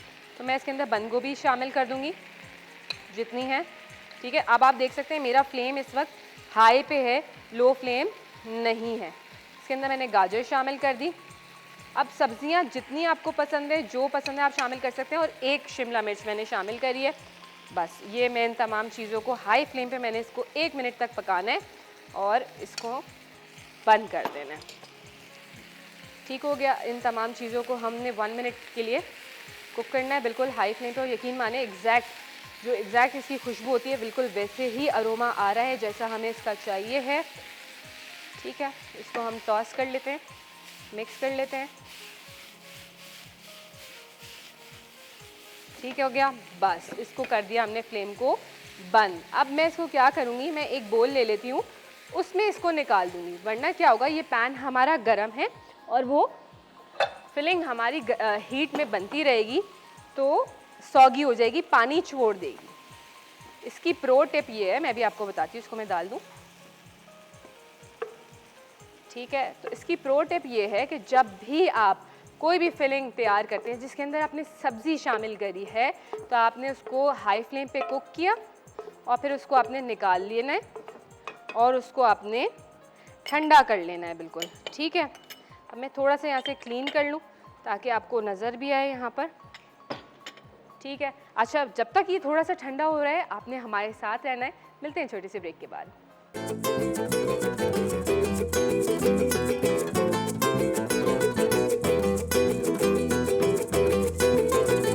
अच्छा जी, आप देख सकते हैं हमारी फिलिंग जो है वो ठंडी हो गई है। अच्छा, अब यहाँ पे प्रो टिप मैं आपको उस वक्त बता रही थी, आपने क्या करना है, जब भी कोई भी सब्ज़ी वाली चीज़ आपने यूज़ करनी है कोई फिलिंग के अंदर, कोई भी चीज़ के अंदर, तो आपने एक तो उसको हाई फ्लेम पे बनाना है, स्टर फ्राई करना है, फ्लेम फ़ौरन बंद करना है, उसको पैन में से निकाल के कोई प्याले में शिफ्ट करना है और पंखे के नीचे रख देना है, ठीक है। फ्रिज में नहीं रखना, क्योंकि फ्रिज में अगर आप गरम गरम रख देंगे तो उससे क्या होगा कि आपके फ्रिज का टेम्परेचर आउट होगा और चीज़ को भी फ़ौरन गरम और फिर फ़ौरन ठंडा, तो वो क्या होगा, उसमें बैक्टीरियल ग्रोथ होने के चांसेस बढ़ जाते हैं। तो आपने इसको पंखे के नीचे ठंडा करना है, नॉर्मल टेम्परेचर पे लेके आना है और फिर उसके बाद आपने इसको रोल के अंदर या जो भी चीज़ आप बना रहे हैं उसके अंदर फिल कर लेना है। अच्छा, मैंने यहाँ पे ये स्क्वायर वाली जो है वो मांडा पट्टी ले ली है। इसके अंदर आपने क्या करना है, इसके अंदर आपने इसको इस तरीके से डायगोनल शेप में रखना है, ठीक है। ये हम रोल की फिलिंग ले लेंगे, इसको हम इस पर फिल कर देंगे। अच्छा, अभी भी थोड़ी सी गर्म है क्योंकि ऑब्वियसली आपको पता है हमारे पास टाइम शॉर्ट होता है। अब आपको जितने बड़े रोल बनाने हो आपने उतना फिलिंग को लेना है, इस तरीके से इसको घुमाना है, आगे लेके जाना है, फिर साइड्स को इनवर्ड्स फोल्ड करना है अंदर की तरफ, ठीक हो गया। फिर आपने इसको आगे की तरफ ले जाते हुए अंडा लेंगे आप इस तरीके से। अच्छा, अब यहाँ पे आप 2 चीज़ें ले सकते हैं, एक तो आपने अंडा ले लेना है अगर आपके पास अंडा अवेलेबल है तो, और दूसरा आपने क्या करना है, अगर अंडा नहीं है तो आटा और थोड़ा सा पानी मिक्स करना है और उसकी लई बना लेनी है। देखिए बेहतरीन से हमारा रोल यहाँ पे तैयार हो गया। मैं साथ साथ ऑयल भी डाल दूँ ताकि वो भी गर्म हो जाए और फिर हम आपको रोल फ्राई करके भी दिखाएंगे। अच्छा, बाज़ार में आजकल आया हुआ है, थोड़ा सा अगर इसके अंदर ट्विस्ट करना चाहते हैं आप तो आप क्या कर सकते हैं, इसी रोल को आपने अंडा कोट किया और फिर उसको ब्रेड क्रम्स लगा दिए, तो एक नई वेरिएशन बन जाएगी जो आजकल मार्केट में चल रही है, ठीक है। ऑयल जितनी देर में गर्म हो रहा है हम साथ साथ रोल बनाते जाएंगे। अच्छा, मांडा पट्टी रखने का तरीका, बहुत से लोग क्या करते हैं कि इसको लेते हैं मार्केट से और फिर इसको जो है कपड़े में लपेटते हैं, टिश्यू में लपेटते हैं और फिर इसको जो है फ्रिज में, कभी फ्रीज़र में, तो वो पानी छोड़ देती है, वो ख़राब हो जाती है। आप क्या करें, जैसे ही आई है आपके पास अखबार में लपेटी हुई होती है, आपने उसी को क्या किया कि डायरेक्ट फ्रीज़र में डाल देना है। ठीक है, जब आपने यूज़ करना है तो आपने निकाली मांडा पट्टी, उसके बाद आपने उसको रूम टेम्परेचर पे लेके आना है। ठीक है, पंखे के नीचे रख दें और रूम टेम्परेचर पे लेके आएँ तो ये जो है आपकी मांडा पट्टी बिल्कुल नॉर्मल रहेगी। आप इसको 1 महीना आराम से यूटिलाइज़ कर सकते हैं। देखिए कितने नीट रोल बन रहे हैं। अच्छा, ज़्यादा अगर हवा में रखते हैं इस मांडा पट्टी को तो ये भी कड़क हो जाती है। अगर कभी आपके पास वेस्ट हो मांडा पट्टी का, जैसे अक्सर हम लेते हैं ना और उसको बच जाता है, तो आपने उसको वेस्ट नहीं करना। रमज़ान का महीना है, आप इसको फ्राई करें, एज अ पापड़ी इसको सर्व करें, बहुत अच्छी लगती है चाट के ऊपर, डिफरेंट चीज़ों के साथ बहुत कॉम्प्लीमेंट करती है। तो आपने कोई भी चीज़ फेंकनी नहीं है। अच्छा, अगर फॉर एग्जांपल बहुत ज़्यादा है आपके पास, तो अक्सर क्या करते हैं कि लोग जब मांडा पट्टी ले रहे होते हैं तो वो बहुत पतली होती है ना, तो जब कमर्शियली हम रोल बना रहे होते हैं ना, तो वो क्या करते हैं कि पतली मांडा पट्टी है तो जो वेस्ट है ना वो उन्होंने यहाँ रख दी इसके साथ, और फिर उसके बाद उस पर फिलिंग कर ली। तो उससे क्या होता है, आपका जो रोल है ना या समोसा है जो भी है वो फटता नहीं है। ठीक है, तो बहुत से लोगों को ये भी शिकायत होती है कि वो फट जाता है हमारा रोल। आपने इस तरीके से देखें, मैं दोबारा फोल्ड करती जा रही हूँ और इसको दोनों साइड्स को इस तरीके से आपने इनवर्ट्स फोल्ड करना है। बहुत इजी तरीका है, जब आप 1-2 दफ़ा बनाएंगे तो आपको बिल्कुल भी मुश्किल नहीं लगेगा, बहुत इजीली आप बना लेंगे और इतनी सी फिलिंग में आप आराम से 12 से 15 रोल जो है आपके बन जाएंगे। डिपेंड करता है कि आप कितनी क्वांटिटी रोल की बना रहे हैं। ठीक है, तो मैं यहाँ पे तकरीबन 5 से 6 बना लूँ, क्योंकि हमारी टीम भी तो है, वो भी तो एंजॉय करेंगे ना रोल्स को। ठीक है, तो साथ साथ हम ये भी बनाते जा रहे हैं। अच्छा, रमज़ान आने वाला है तो थोड़ी सी टिप्स मैंने कहा आपको दे दूँ। आपने क्या करना है, रमज़ान का महीना आने वाला है, चीज़ें बना बना के आपने फ्रीज़ कर ली। साथ में आप क्या करें कि जब आपको अपना टाइम सेव करना है तो आपने छोले लिए, चने लिए, काले चने ले लिए, सफ़ेद चने ले लिए, उनको आपने बॉयल करके रख दिया पहले से। अलग अलग जिपलॉक्स बना लें, जैसे आपने 1 टाइम की जितनी सर्विंग आप यूज़ करते हैं ना उतना आपने एक जिपलॉक में डाला और उसको फ्रीज़र में रख दिया। जिपलॉक क्या होगा, आपकी जगह भी कम लेगा। अब जब हम कंटेनर्स में डालते हैं ना तो वो जगह भी ज़्यादा लेते हैं। ठीक है, जिपलॉक्स आपकी जगह कम लेते हैं, तो आप उसको आराम से जिपलॉक में डाल के आप उसको फ्रीज़र में रख दें। अच्छा, उसके साथ साथ आप क्या कर सकते हैं कि आपने इमली का पल्प जो है वो निकालना है और उसको स्ट्रेन कर लें, छान लें और उसको भी आप जो है फ्रीज़ कर सकते हैं। फिर आपने कोई भी चीज़ में जिसमें इमली का पल्प शामिल करना है, आपने वो लेनी है और उसके अंदर आपने इमली का पल्प शामिल कर देना है। साथ साथ आप ये कर सकते हैं कि लहसुन अदरक का पेस्ट बनाएं। लेकिन बहुत से लोग क्या करते हैं कि लहसुन और अदरक के पेस्ट में जो है वो पानी शामिल करके ब्लेंड करते हैं। आपने पानी नहीं शामिल करना, आपने शामिल करना है उसके अंदर ऑयल शामिल करके आपने उसको ब्लेंड कर लेना है। तो वो क्या होगा कि आपका जो है वो जमेगा नहीं फ्रीज़र में जाके। उसके बाद आपने उसको फ्रीज़र में रख लेना है। लहसुन अलग पेस्ट बनाएं, अदरक अलग पेस्ट बनाएं, हरी मिर्चों का अलग पेस्ट बनाएं। इन तमाम चीज़ों को आपने अलग अलग पेस्ट बनाना है और फिर उसके बाद आपने इसको फ्रीज़र में रख देना है। अब किसी चीज़ में आपने लहसुन डालना है तो उसमें आपने लहसुन डाल दिया, किसी चीज़ में आपने हरी मिर्च डालनी है तो उसमें हरी मिर्च डालनी। तो ये क्या होगा, आपकी टाइम सेफ हो जाएगा। मेरी प्रैक्टिस ये होती है कि मैं रमज़ान के महीने में सारी चीज़ें इसी तरह पहले से प्रिपेयर करके रख देती हूँ, जिसमें दही फुल्कियाँ भी बेसन की बना के रख दी, या हमने जो है माश की दाल वाली बना के रख दी। इफ्तार के टाइम से पहले आपने दही फेंटा, तैयार किया उसको, और उसके साथ साथ आपने फुल्कियों को पानी में सोक किया और उसको निकाल के दही के अंदर डाला और आपकी दही फुल्की तैयार, चना चाट तैयार, चने क्योंकि छोले बॉयल हुए हुए हैं। इसी तरह आपके रोल समोसे बने हुए हैं, आपने निकाला, फ्राई करा, आपको इबादत का टाइम मिल जाएगा। रमज़ान का मकसद खाना पीना नहीं है, रमज़ान का मकसद इबादत करना है, अपने नफ्स पे काबू पाना है, अपने गुस्से पे काबू पाना है, जो कि हम नहीं कर रहे होते। हम सारा टाइम ख़वातीन किचन में दे देती हैं, इबादत को नहीं देती, और फिर उनका शिकवा होता है अपने हस्बैंड से कि आपकी फरमाइश पे मैंने ये बनाया, आपकी फरमाइश पे देखें मुझे ये टाइम नहीं मिला, या मैं बहुत थक गई, अब नमाज़ पढ़ने की हिम्मत नहीं हो रही, या कुरान पढ़ने की हिम्मत नहीं हो रही। तो कोशिश करें कि पहले से ये तैयारियां कर लें कि बस इफ्तार के टाइम पे निकाला, फ्राई करा, सर्व कर दिया, सबके मूड अच्छे, आपको भी इबादत का टाइम मिल जाएगा, हस्बैंड के साथ टाइम स्पेंड करने का भी टाइम मिल जाएगा, और जो है दोनों काम एक साथ हो जाएंगे। तो शुरू में थोड़ा सा टफ़ होता है, लेकिन बाद में आपके लिए आसानी हो जाएगी। अच्छा, आप देख रहे हैं मैं इसको थोड़ा सा, अच्छा एक टिप और दूंगी, जब भी आप रमज़ान में फ्रोज़न चीज़ें निकाल के फ्राई कर रहे हैं तो आपने उसको निकाला बाहर, जितने आपको चाहिए उतने आपने निकाल के रख दिए और उसको मीडियम लो हीट पे आपने फ्राई करना है। जब हीट बहुत ज़्यादा तेज़ होती है ना तो ऊपर से कलर तो फ़ौरन आ जाता है, अंदर से ठंडा या फ्रोज़न रह जाता है और हम लोग कहते हैं यार बाज़ार की तरह क्रिस्पी नहीं हो रहा। उसका रीज़न ये है कि आप उसको जल्दी जल्दी फ्राई कर लेते हैं, बस हम लोग जल्दी में होते हैं ना कि जल्दी से फ्राई कर लें और इफ्तार की टेबल सजा दें। आप उसको मीडियम लो फ्लेम पे जो है फ्राई करें तो वो जो है प्रॉपर गोल्डन भी होगा, क्रिस्पी भी होगा और जो है अच्छी तरीके से मज़ा भी आएगा खाने में। अब वो हम लोग जल्दी जल्दी करते हैं, वो फ़ौरन कलर आ जाता है और उसका वो मज़ा नहीं आता। ठीक हो गया, तो इसको हम थोड़ा सा फ्लिप करेंगे, दोनों साइड से गोल्डन हो जाए अच्छी तरीके से और फिर हम इसको निकालते हैं। मैं इसको आपको काट के भी दिखाऊंगी कि इसकी लुक कैसी अंदर से आई है। तो रोल का बड़ा ये होता है ना, जब हम उसको फ्लिप कर रहे होते हैं कोई कोई रोल होता ही नहीं है, वो वापस पलट के आ जाता है। तो मैं उसको कांटे से ऐसे होल्ड कर लें आप थोड़ी देर तो वो हो जाएगा। तो इसको प्यारा सा गोल्डन आपने करना है, निकालना है।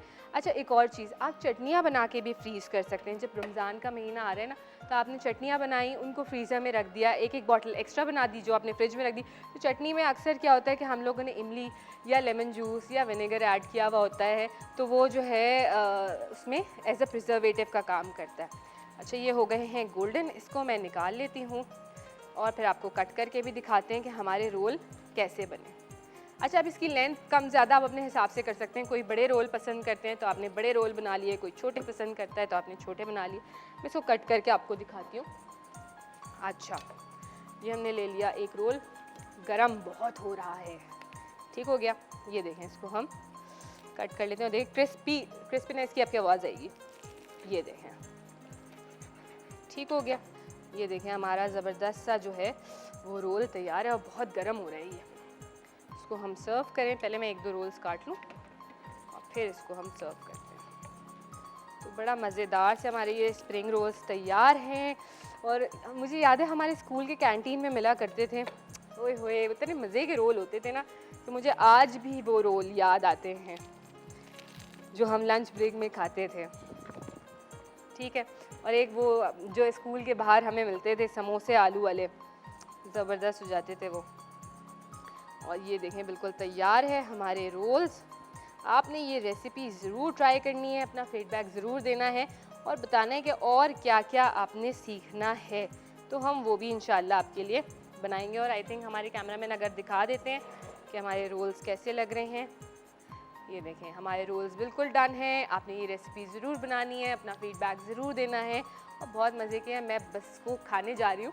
आपने जो है हमारे साथ ऐसे जल्दी से रेसिपी का रिकैप दे देती हूँ। आपने क्या करना है, एक फ्राइंग पैन लेना है, उसके अंदर 1 टेबलस्पून ऑयल शामिल करना है, 1 टेबलस्पून बारीक कटा हुआ लहसुन शामिल करा, उसको हाई फ्लेम पे कुक करा, गोल्डन करा। साथ साथ आपने बॉयल की हुई चिकन शामिल कर दी, श्रेड की हुई।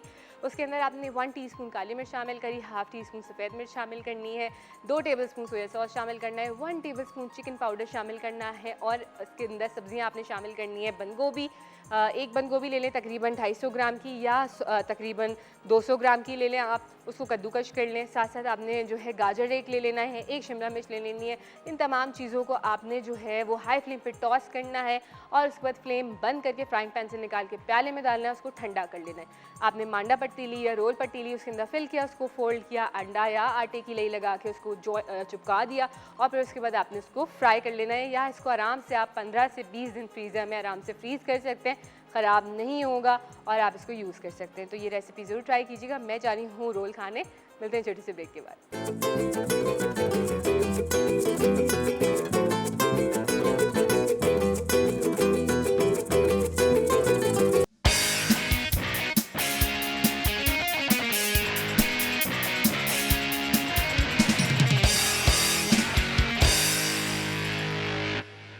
वेलकम बैक ख़वातीन और हज़रात, आप देख रहे हैं द मॉर्निंग स्टार। एक बार फिर आपको शो में खुशामदीद कहते हैं। हमारा द मॉर्निंग स्टार पे हमेशा ये सिलसिला रहा है कि आपकी मुलाकात पाकिस्तान की उन शानदार ख़वातीन से कराएं जो कि अपने तौर पे मईशत को सपोर्ट करती हैं। किसी न किसी तरह उन्होंने अपना एक बिज़नेस स्टार्ट किया, एक आइडिया था जिसको मटीरियलाइज़ किया और आज वो अपना बिज़नेस रन करती हैं। उनकी एक फ़ैन फॉलोइंग है, उनकी क्लाइंटेल है, अपने आप को खुद सपोर्ट करती हैं और हम यही चाहते हैं कि इस तरह के जो हीरोज़ हैं इनकी मुलाकात आपसे हमेशा कराते रहें, ताकि आप भी इनको इंस्टाग्राम पे, सोशल मीडिया पे फॉलो करें, इनका जो भी आर्ट वर्क है उसको सपोर्ट करें, उसको अपनी ज़िंदगी का आप हिस्सा बनाएं और इनसे इंस्पिरेशन लेके आप भी कोई ना कोई काम करें। आपकी मुलाकात हम सबसे पहले कराते हैं मरियम काशिफ से। अस्सलाम वालेकुम मरियम, कैसे हैं? खैरियत से हैं? मरियम, ये तो बहुत ही ज़बरदस्त यहाँ पे आपने एक सेटअप लगाया हुआ है, इतनी सारी चीज़ों का, बैग्स, फ्रेम्स, एनवलप्स, फिर बैग और लैम्प। मुझे एक बात बताइए, ये आइडिया कब आया आपको, कब शुरू किया? ये बचपन से था कुछ, और कुछ वक्त के साथ साथ ही पॉलिश होता गया। लेकिन 5 इयर्स बैक जो है वो मेरे कज़न ब्रदर को जो है वो एक आर्टिस्ट चाहिए थी उनके बिजनेस के लिए, तो उन्होंने मुझे हायर किया as a creative designer for shoes. For shoes? Yes, और मैंने फिर उनके साथ रह के 250 शूज़ पे काम किया। 250 शूज़ पे। वाओ! फिर मुझे आइडिया आया कि why should I work for him, why not my own business. बिल्कुल सही बात है, तो बिल्कुल। फिर मैंने वहाँ से स्टार्ट किया 6 इयर्स बैक, और अल्हम्दुलिल्लाह I have 5000 above fan followers. माशाल्लाह। इंस्टाग्राम पे? इंस्टाग्राम नहीं, फेसबुक पे, Facebook लेकिन उस पे भी हो जाएंगे इंशाल्लाह। हाँ बिल्कुल, लेकिन एक चीज़ है, देखिए कोई भी काम होता है, कोई भी मेहनत होती है, वो रायगा नहीं जाती। इन्होंने अपने कज़न के लिए काम किया और वहीं से आई थिंक आपका हाथ पॉलिश हुआ होगा। Exactly. फिर एक सोचा कि मुझे एक बात ही बताए मरियम, वो लम्हा कौन सा था, ऐसा क्या आपको रियलाइजेशन हुआ कि आपने सोचा यार ये मैं अब अपना बिजनेस शुरू करती हूँ? क्योंकि बहुत सारे लोगों, मैं आपको बताऊँ, कभी कभी ऐसा होता है कि आप कोई और काम कर रहे होते हैं और उसके अंदर आपको बहुत डांट पड़ती है, तो वो तो डांट होती है, एक तो अवेकनिंग होती है कि यार मैं किसी की सुनूंगी जब सारा काम मैं कर रही हूँ, तो मैं किसी की।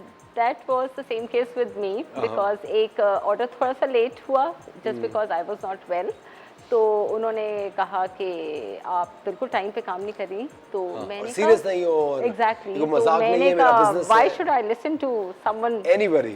why should not be a boss of my own business, तो then I started my own।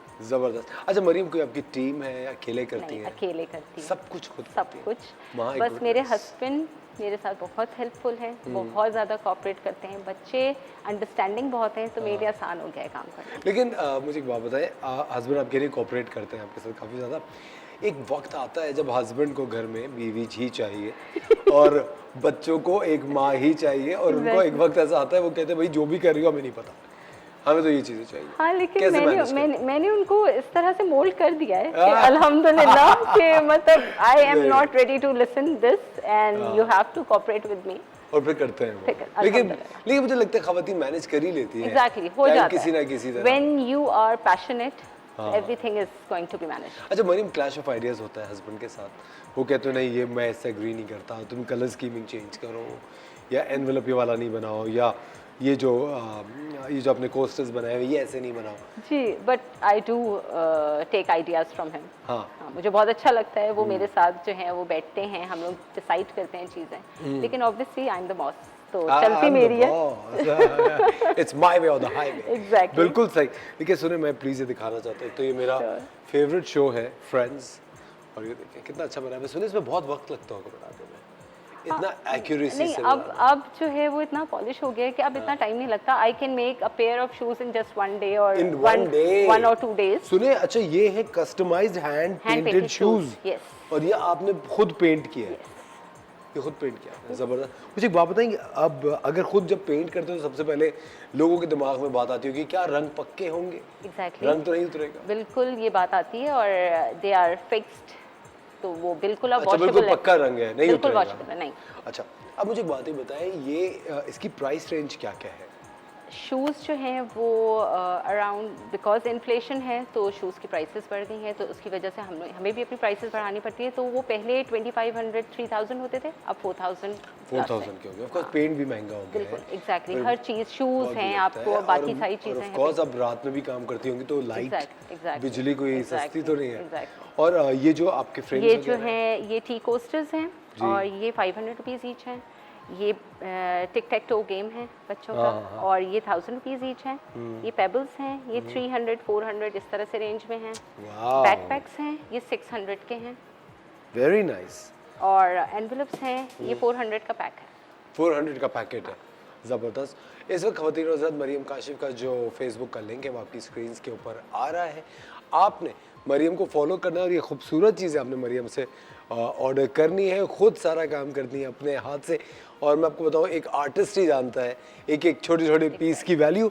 Maryam lamp बड़ा ज़बरदस्त आपने बनाया हुआ है भाई, इसमें कितना वक्त लगा होगा बनाने में? इसमें टाइम लगा था। टाइम लगता है हाँ, ना? exactly. नज़र भी आ रहा है। बिकॉज इट्स मतलब एक स्ट्रेट चीज़ नहीं छोटी है छोटी ना। बास्केट्स हाँ, बनी हुई हैं।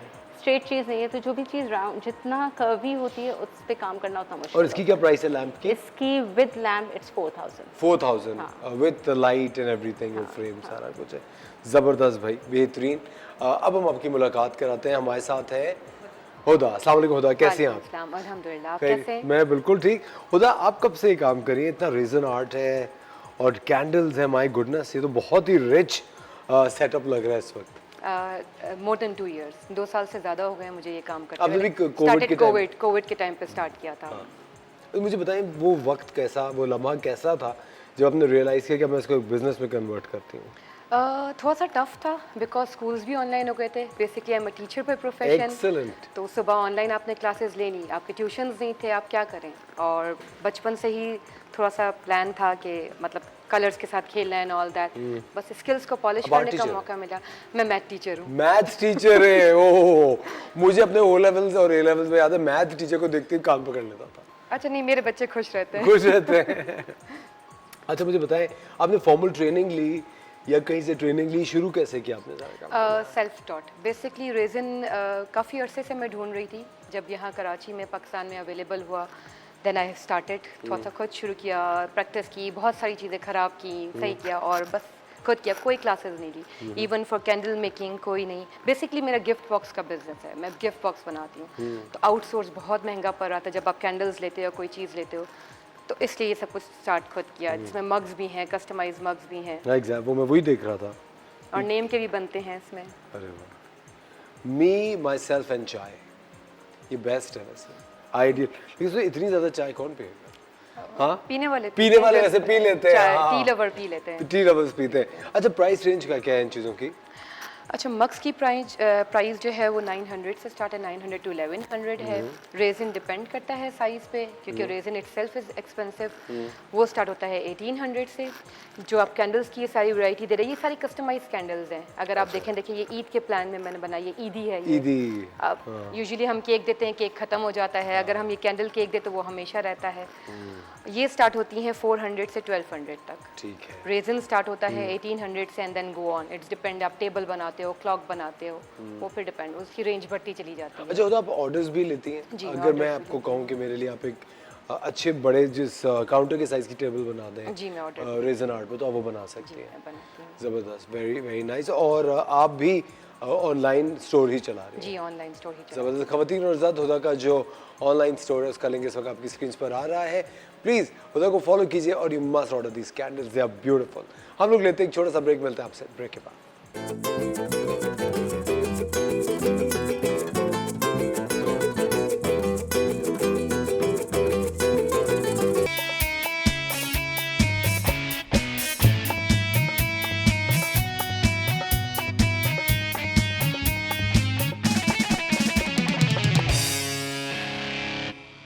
वेलकम बैक ख़वातीन और हज़रात, आप देख रहे हैं द मॉर्निंग स्टार। एक बार फिर आपको शो में हम वेलकम कहते हैं।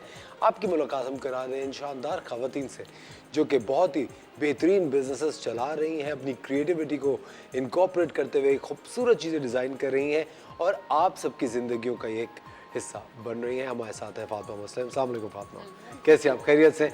और आपको ब्रांड है BNY कैंडल्स, ये कब आपने स्टार्ट किया? BNY बेसिकली मेरे बच्चों का नाम है बतूल और यूशो, और इसको स्टार्ट किए हुए 1 साल हो गया है। 1 साल हो गया। अच्छा, आपको शुरू से शौक था? खुद ही पहले कैंडल्स बनाती थी? क्योंकि जितने भी कैंडल लवर्स होते हैं जो कैंडल्स बनाते हैं वो पहले घर में जो पुरानी कैंडलें बच जाती हैं उनको चूल्हे पे गर्म करते हैं, पैन में डालते हैं और ये पहले वो क्रेयॉन जो छोटे होते हैं तो वो क्रेयॉन से खेलते हैं, और फिर सेंटेड कैंडल्स मुझे अच्छी लगती थी क्योंकि वो एक बिल्कुल मुझे एक लगता है एम्बियंस कि- क्रिएट करती हैं, एक ambience माहौल। create किया है। और वो एक घर का जो है एक इन्वायरमेंट ही चेंज हो जाता है। बिल्कुल चेंज हो। वैसे भी अब यहाँ पे इतना पाकिस्तान में ये होता है कि बस लोग कभी कभी करते हैं, कोई इवेंट होता है, बट मुझे लगता है कि एक हर घर की या एक खुशबू होती है। हाँ, तो वो जो और कैंडल जिस उसको इन्हांस करती है, जैसे अगर हम कभी अब खुद परफ्यूम पहनते हैं तो हमें अच्छा लगता है, कॉन्फिडेंस आता है। इसी तरह आपके घर अगर अच्छा है और अच्छा वेलकमिंग सेंट है तो वो हमेशा अपीलिंग होता है घर के लोगों के लिए भी। और मेरे ख्याल से उसका बड़ा अच्छा असर आपके जहन पे भी होता है। हाँ, exactly। आप अच्छा महसूस करते हैं, आप थोड़ा सूदिंग सा महसूस करते हैं, जहन बड़ा अच्छा रहता है रिलैक्स उससे। रहता है, मूड में बहुत फ़र्क आता है। अच्छा, मुझे बताना ये जर्नी शुरू कैसे हुई आपकी? ये जर्नी ऐसे हो कि मैं और मेरी बहन है ना, पहले ऐसे करते थे कि नहीं ऐसा कुछ होना चाहिए, बाहर तो बहुत अवेलेबल है, यहाँ करना चाहिए। फिर हम लोग ने स्टार्ट किया, फिर मैंने इसका इनिशिएटिव लिया कि नहीं ये इसको स्टार्ट करते हैं, और फिर वो स्टार्ट हुआ तो स्टार्ट हो गया। स्टार्ट हो ही गया। और फिर आपने इसको ऑनलाइन ऑनलाइन स्टोर खोला। कोर्सेज भी होते हैं, तो वो मैंने लिए कि कहाँ पे कौन सी आपकी कोई परफेक्शन नहीं आ रही, तो आपको उसी ज़्यादा पता चलता है। नहीं, तो अभी आप इसको कहीं डिस्प्ले कर रही हैं या सिर्फ ऑनलाइन ही है? बोहेमियन पे मैंने डिस्प्ले किया था, बोहेमियन पे डिस्प्ले किया। क्राफ्टर्स गिल्ड का था, तो वहाँ बहुत अच्छा रिस्पांस रहा। और ऑनलाइन ज़्यादा बेसिकली वैसे तो मैं ऑनलाइन करती हूँ, लेकिन फिर मैं ऐसे शोज़ भी करती हूँ। अच्छा, ज़बरदस्त। अगर आपको कोई कस्टमाइज ऑर्डर दे रहा हो कि यार मुझे सिनेमन फ्लेवर्ड कैंडल चाहिए, बहुत सारा अभी वुमेंस डे पे बहुत सारी कंपनीज अपने एम्प्लॉयज़ को देती है, तो उसमें चल जाता है। मदर्स डे आता है तो उसमें बहुत से कंपनीज लेते हैं। फिर खुद भी मैं जैसे फादर्स डे का था, फिर वैलेंटाइन आया था, तो उसका हम लोग ने ये टैगिंग की थी, तो वो काफ़ी अच्छी सेल आउट होती है। और प्राइस रेंज क्या है इनकी? प्राइस रेंज जो छोटे वाले हैं वो 1000 के हैं, और ये जो है 1400, ये वाले 1400 के होते हैं, ये वाले साइज़। और फिर जो सबसे बड़ी साइज़ है वो 2500 की। 2500 की। और ये कितनी देर तक बर्न होती रहती है? ये अराउंड 40 to 50 आवर्स से बड़ी वाली तो चलती है, काफ़ी लॉन्ग लास्टिंग चलती है। और इसके अलावा एसेंशियल ऑयल्स की भी होती है, वो अभी मेरे पास है नहीं, वो बोहेमियन में काफ़ी वो हो गया अच्छा से। ये भी होता है, ये मैं आपसे प्लीज़ पूछना चाह रहा था कि बहुत सारे लोग हैं जो मेरी तरह ट्रैवल कर रहे होते हैं, ज़रा सा भी 2 दिन भी मिले तो कहीं ना कहीं ट्रैवल करते हैं।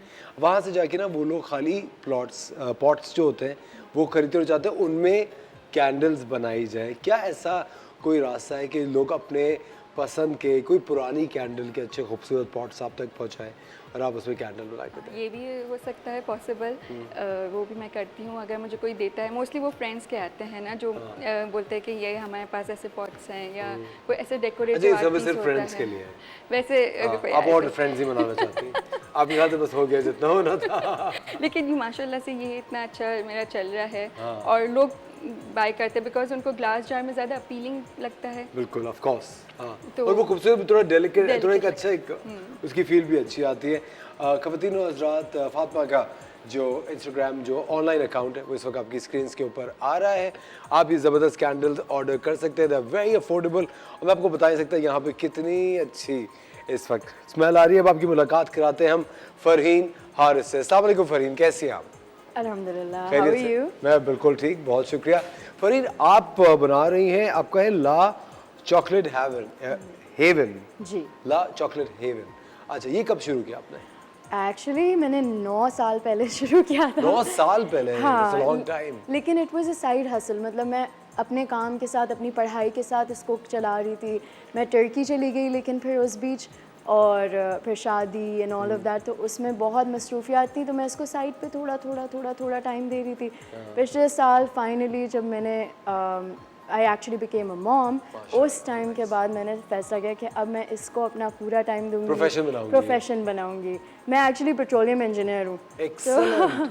Wow. तो 2 साल मैंने उस फील्ड में ही जॉब की, बट इवेंचुअली डिसाइड किया कि ये एक आई ऐसी थिंक वो जो चीज़ पैशन है ना, वो हाँ, आपको सोने नहीं देता। ऐसा ही आप है। कोई भी जॉब कर रहे हो, जो अंदर आपके एक वो क्रेविंग होती है ना अपना काम करने की, अपने आप। एग्जैक्टली, आप सेटिस्फाई होते हो इन चीज़ों से, और आई थिंक इसमें ग्रोथ की अपॉर्चुनिटी एक नेक्स्ट लेवल पे होती है। जब मैंने 9 साल पहले स्टार्ट किया था, तब इस फील्ड में इतने लोग थे भी नहीं, तो उस वक्त मैंने आई थिंक फर्स्ट मेरा इवेंट वरा के साथ ही था, इंडी मेरे ख्याल में 2016। बट उस वक्त से लेकर जब वापस मैंने एंट्री मारी है इस बिज़नेस में, दोबारा से वरा के साथ एसोसिएशन बना है, एंड अल्हम्दुलिल्लाह सो फार क्राफ्टर्स गिल्ड ने मुझे डिसअपॉइंट नहीं किया।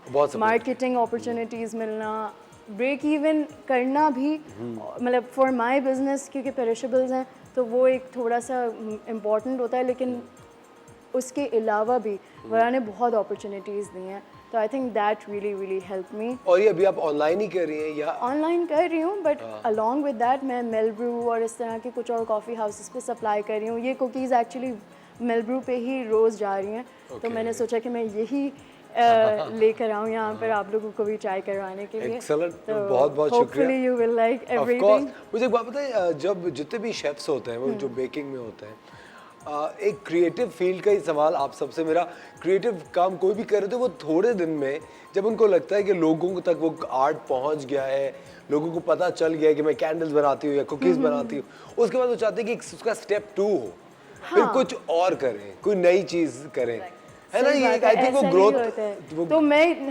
हर मुझे लगता है डे पे कोई मेरी बर्थडे है तो मैंने एक नई डिश इंट्रोड्यूस कर दी। I actually do that, like you know limited edition dishes के स्ट्रॉबेरी का सीज़न है तो स्ट्रॉबेरी टार्ट हो गया। बेल्जियन चॉकलेट चिप कुकीज़ मैंने एक्चुअली अपने बेटे की बर्थडे पे इंट्रोड्यूस की थी। तो यू नो स्पेशल ओकेजन्स को ऐसे मार्क करती हूँ मैं। That really helps me progress as well and keeps me on my, और मैं थोड़ा सा और ज़्यादा मेहनत करने पे मजबूर हो जाती हूँ कि चलो अब मुझे ये करना है, ये मेरा गोल है। पर ये तो ऑनलाइन कोर्सेज भी आप अभी कर रही होती हैं, सीख रही होती हैं, या नाइजेला लॉसन के पेजेस आप देख रही हैं? ऑनलाइन मैंने कभी कोई कोर्सेज किए नहीं, बट मैंने ऑनलाइन यूट्यूब से और ब्लॉग्स से बहुत चीज़ें सीखी हैं। मेरी ब्राउनीज़ इनिशियली मुझे बनाने का बहुत शौक था, क्योंकि ये होता था हर बार कि ये ब्राउनी ज़्यादा केकी हो गई, ये ब्राउनी ज़्यादा फजी है, लेकिन एक बैलेंस नहीं आता था। वो बिल्कुल राइट इन द मिडल। तो वो बैलेंस मैंने अपनी ब्राउनीज़ में लेकर आई और फिर वहाँ से मैंने ब्रांच आउट करना शुरू किया। ब्राउनीज़ बनाई, टार्ट्स बनाए, फिर कुकीज़ में मैंने काफ़ी स्ट्रगल किया, क्योंकि जैसी कुकी मुझे खानी थी वो मैं बना नहीं पा रही थी। तो उसके लिए बहुत सारी रेसिपीज़ ट्राई करके फिर फाइनली मैं इन पे पहुँची, जो कि दुनिया को पसंद आ रही है और मुझे भी बहुत ज़्यादा। तो आई एम रियली हैप्पी। अच्छा फरीन, आपने जैसे बताया you are a mother as well, how do you balance with family and work? Actually ये बिज़नेस थोड़ा आपको रूम देता है to you know be able to balance. ये होता है कि मेरा अभी बच्चा 1 ही साल का हुआ है, he is 13 months right now. तो 6 months का जब वो हुआ तब मैंने थोड़ा सा इस चीज़ को फोकस दिया, बट बिकॉज मैं घर से कर रही हूँ तो मैं उसको कॉन्स्टेंटली देख सकती हूँ, उसकी नीड्स को चेक कर सकती हूँ, एंटिसिपेट कर सकती हूँ, हेल्प ले सकती हूँ, लेकिन अपनी जॉब के साथ मैं वो सब नहीं कर सकती। वो तो दफ्तर में पड़ता है ना। तो वो बैलेंस जो मैं इस जॉब मतलब इस बिजनेस से लेकर आ रही हूँ अपनी ज़िंदगी में, वो balance is everything for me. और आपकी फैमिली सपोर्टिव है? बहुत। My husband and my family, my in-laws सब बहुत ज़्यादा सपोर्ट करते हैं, मतलब इतना ज़्यादा कि ज़ावियार मेरे बेटे के साथ, अगर मैं यहाँ पर हूँ तो मेरी अम्मी की वजह से, क्योंकि वो ज़ावियार को रख रही हैं। इस तरह से काफ़ी मुझे सपोर्ट मिल जाता है कि मैं कोई चीज़ मिस आउट नहीं करती। अभी मैंने लास्ट ईयर जब स्टार्ट किया था तभी मैंने इंडस वैली पे भी प्रेजेंट किया था, 2-3 और जगहों पर भी, ताकि मार्केटिंग हो, पब्लिसिटी हो, लोग जाने मेरे काम के बारे में और मैं किस तरीके से और लोगों से अलग हूँ ये भी जाने। तो और मुस्तकबिल में क्या गोल्स? अपना कैफ़े खोलने का है? कैफ़े एक्चुअली मैं जब टर्की में थी तो वहाँ पर इतने क्यूट कोजी कैफ़ेज़ होते थे, आप बैठ के गेम्स खेलो, अपने दोस्तों के साथ टाइम स्पेंड करो, वो सब मुझे बहुत अच्छा लगता था। फरीन सिर्फ अकेले बैठ के कॉफ़ी खामोशी से आप पी लो और खामोशी हो, ऐसा नहीं हो कि मतलब आपके पास वो ऑप्शन होना चाहिए कि आप खामोशी से भी कर सकते हो और आप शोर वाली जगह पे भी बैठ सकते हो, दोनों ऑप्शंस होने चाहिए। वैसे ये जो कॉन्सेप्ट है ना, हम लोग एज पाकिस्तानीज हर चीज़ में ना ग्रैंडर चाहते हैं, हर चीज़ बड़ी हो। होटल खोल रहे तो बहुत बड़ा होटल हो, ये कोजी कॉफ़ी शॉप्स का कॉन्सेप्ट या बहुत कम है। मैंने तो देखा बहुत ही कम देखिए मैंने, बड़ा इस्तांबुल वगैरह में आप कहीं पे भी जाए, इजमीर, बोर्डरूम, कहीं पे भी जा रहे हो और गली गुजरते हैं, छोटी सी 4 टेबल्स होंगी, कॉफ़ी मिल रही होगी, और मतलब उसमें आपको ज़्यादा मेंटेनेंस और इन चीज़ों की सिर्फ फोकस रखना पड़ता है, आपकी ज़्यादा स्टार्टअप कॉस्ट नहीं होती।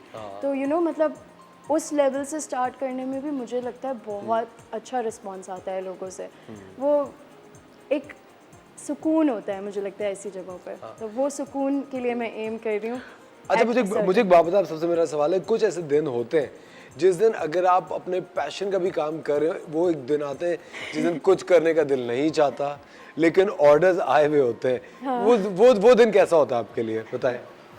मेरे लिए तो ऐसा है ना, क्योंकि कैंडल्स तो आप पहले से ही बना के रखते हो, तो उसी दिन मुझे तो कुछ नहीं करना होता। लेकिन अगर कोई ऑर्डर आ जाए कि मुझे 100 कैंडल्स चाहिए, तो फिर वो बस देने की होती है, बिकॉज आपको अपना ब्रांड इमेज रखना है और फिर करना तो है। अगर आगे और फिर खुद ही ऐसे ऑर्डर्स आते हैं तो आपको एक अंदर से खुद ही शौक भी होता है कि नहीं ये तो करना है, और अच्छा ऑर्डर है या अच्छी कोई कंपनी से आता है तो वो एक मैनेज कर लेती मैनेज हो जाता है। और होता आप बताएं, अगर ऑर्डर आए हुए हो, डिलीवर करना हो, बिल्कुल दिल नहीं चाह रहा आज काम करने का, ऐसा हो ही रहा है आजकल मेरे साथ। बट टाइम लिमिट इतना लिया जाता है, जैसे 10 डेज़ का टाइम लिमिट लिया जाता है, क्योंकि रेजिन में टाइम लगता है।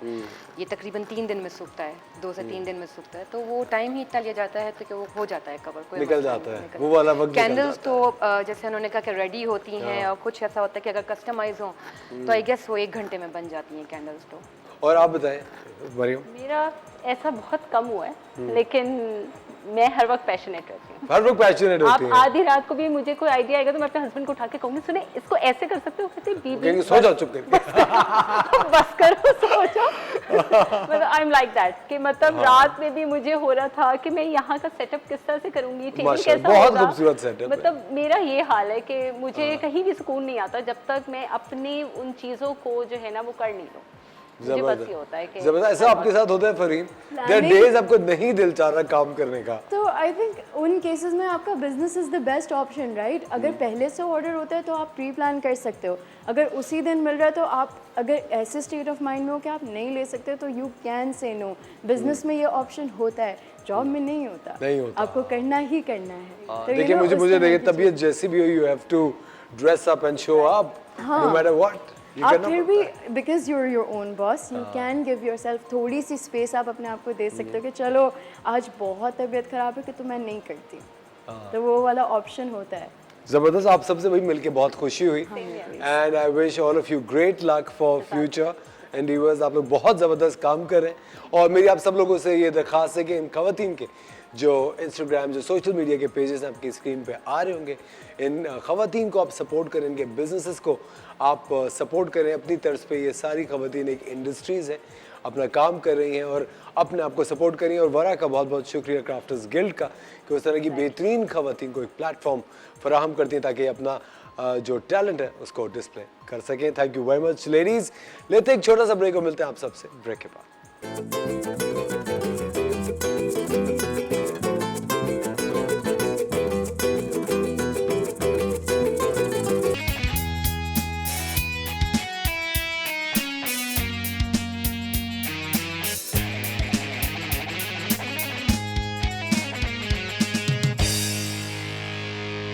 Welcome back ladies and gentleman, you are watching the morning star. एक बार फिर आपको शो में खुश आमदीद कहते हैं, और हमारे साथ है कुरातुलैन। अस्सलाम वालेकुम कुरात, कैसी हैं आप? बिल्कुल ठीक हूँ, आप कैसे हैं? Good morning. Good morning. मैं बिल्कुल ठीक हूँ। कुरत जब भी आती है हम लोग बहुत ज़्यादा एक्साइटेड हो जाते हैं, क्योंकि कुरत हमें हमारे घर के जो कॉर्नर्स हैं, जो छतें हैं, जो गार्डन्स हैं, जो बैकयार्ड्स हैं, उनको किस तरह से हम रीवैम्प कर सकते हैं, खूबसूरत दिखा सकते हैं। कुरत हमें ये बेहतरीन काम सिखा रही होती है। और मुझे जो सबसे ज़्यादा इंटरेस्ट और मज़ा आता है इस चीज़ में कि लिमिटेड ज़राए में, लिमिटेड चीज़ों के साथ, कम पैसों के साथ आप अपने घरों को, उन कॉर्नर्स को खूबसूरत बना सकते हैं जिनको हमने सारा साल इग्नोर किया हुआ होता है। हमने उनको एक डंपिंग ग्राउंड बनाया हुआ होता है, वहाँ पे चीज़ें बस फेंक देते हैं। एक तो चीज़ कुरत जो मैं चाहता हूँ कि आप भी हमेशा लोगों को बताया करें कि पुरानी चीज़ें रखने का कोई फ़ायदा नहीं होता। हम चीज़ें स्टोर करके उनको जंग लगा देते हैं, और जितनी भी जंग आलू चीज़ें वो बैड लक लेके आती हैं। बिल्कुल, मैं थोड़ा सा हूँ ना सुपरस्टिशियस। बिल्कुल आप हैं, मुझे पता है। लेकिन अपनी चीज़ों को यूज़ करें ना, यूज़ करें, उसको साइड पे रखने से क्या फ़ायदा है? बिल्कुल सही कह रही है। रखी रहेंगी, पड़ी रहेंगी, यूज़ नहीं होंगी, ज़ाया हो जाएंगी, ज़ाया हो जाएंगी। आप कुछ अरसे के बाद जब वो आउटडेटेड हो जाएंगी तो आप कहेंगे जी आप उसे उठाएं और फेंक दें। हाँ, तो आप इसे यूज़ करें, चीज़ों को रिवैम्प करें, चीज़ों को रीडिज़ाइन करें, थोड़ी सी क्रिएटिविटी से। मतलब इट्स ऑल अबाउट क्रिएटिविटी, बिल्कुल, जो कि हर इंसान के अंदर होती है। थोड़ी सी क्रिएटिविटी से आप चीज़ों को चेंज कर सकते हैं, और ज़हन इस्तेमाल करें। बिल्कुल बिल्कुल, ज़हन इस्तेमाल करें।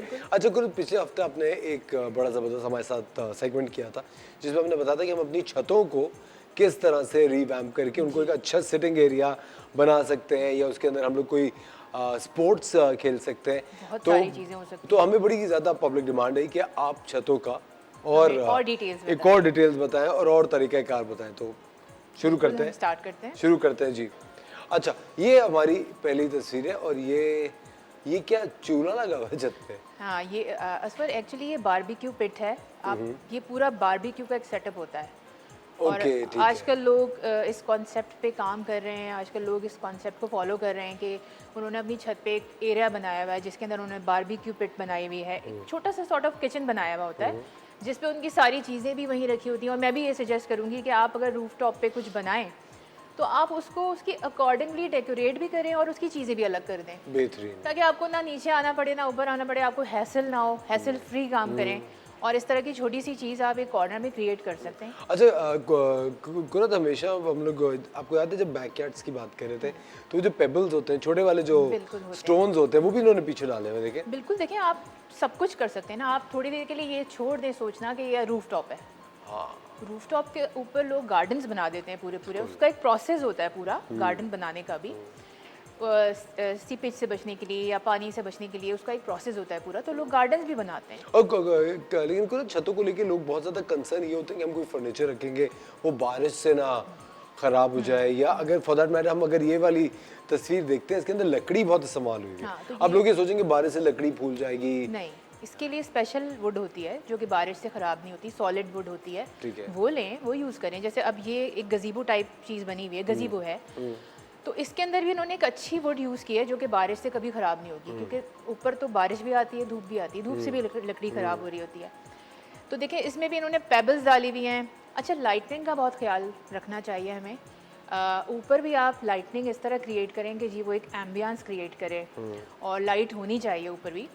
तो वुड के साथ इन्होंने रात काम के किया लिए हुआ है, ना? बिल्कुल रात के लिए। शाम के बाद तो आपको लाइट चाहिए होती है ना। तो देखिए एक छोटा सा सिटिंग एरिया बनाया हुआ है इन्होंने। कुछ प्लांट्स रखे हैं, कुछ प्लांट्स तो आप अपनी लाइफ में ज़रूर ऐड करें, हर जगह हर जगह। और पेबल्स डाले हुए हैं, तो आप देखें इंटायरली इसका लुक चेंज हो गया है।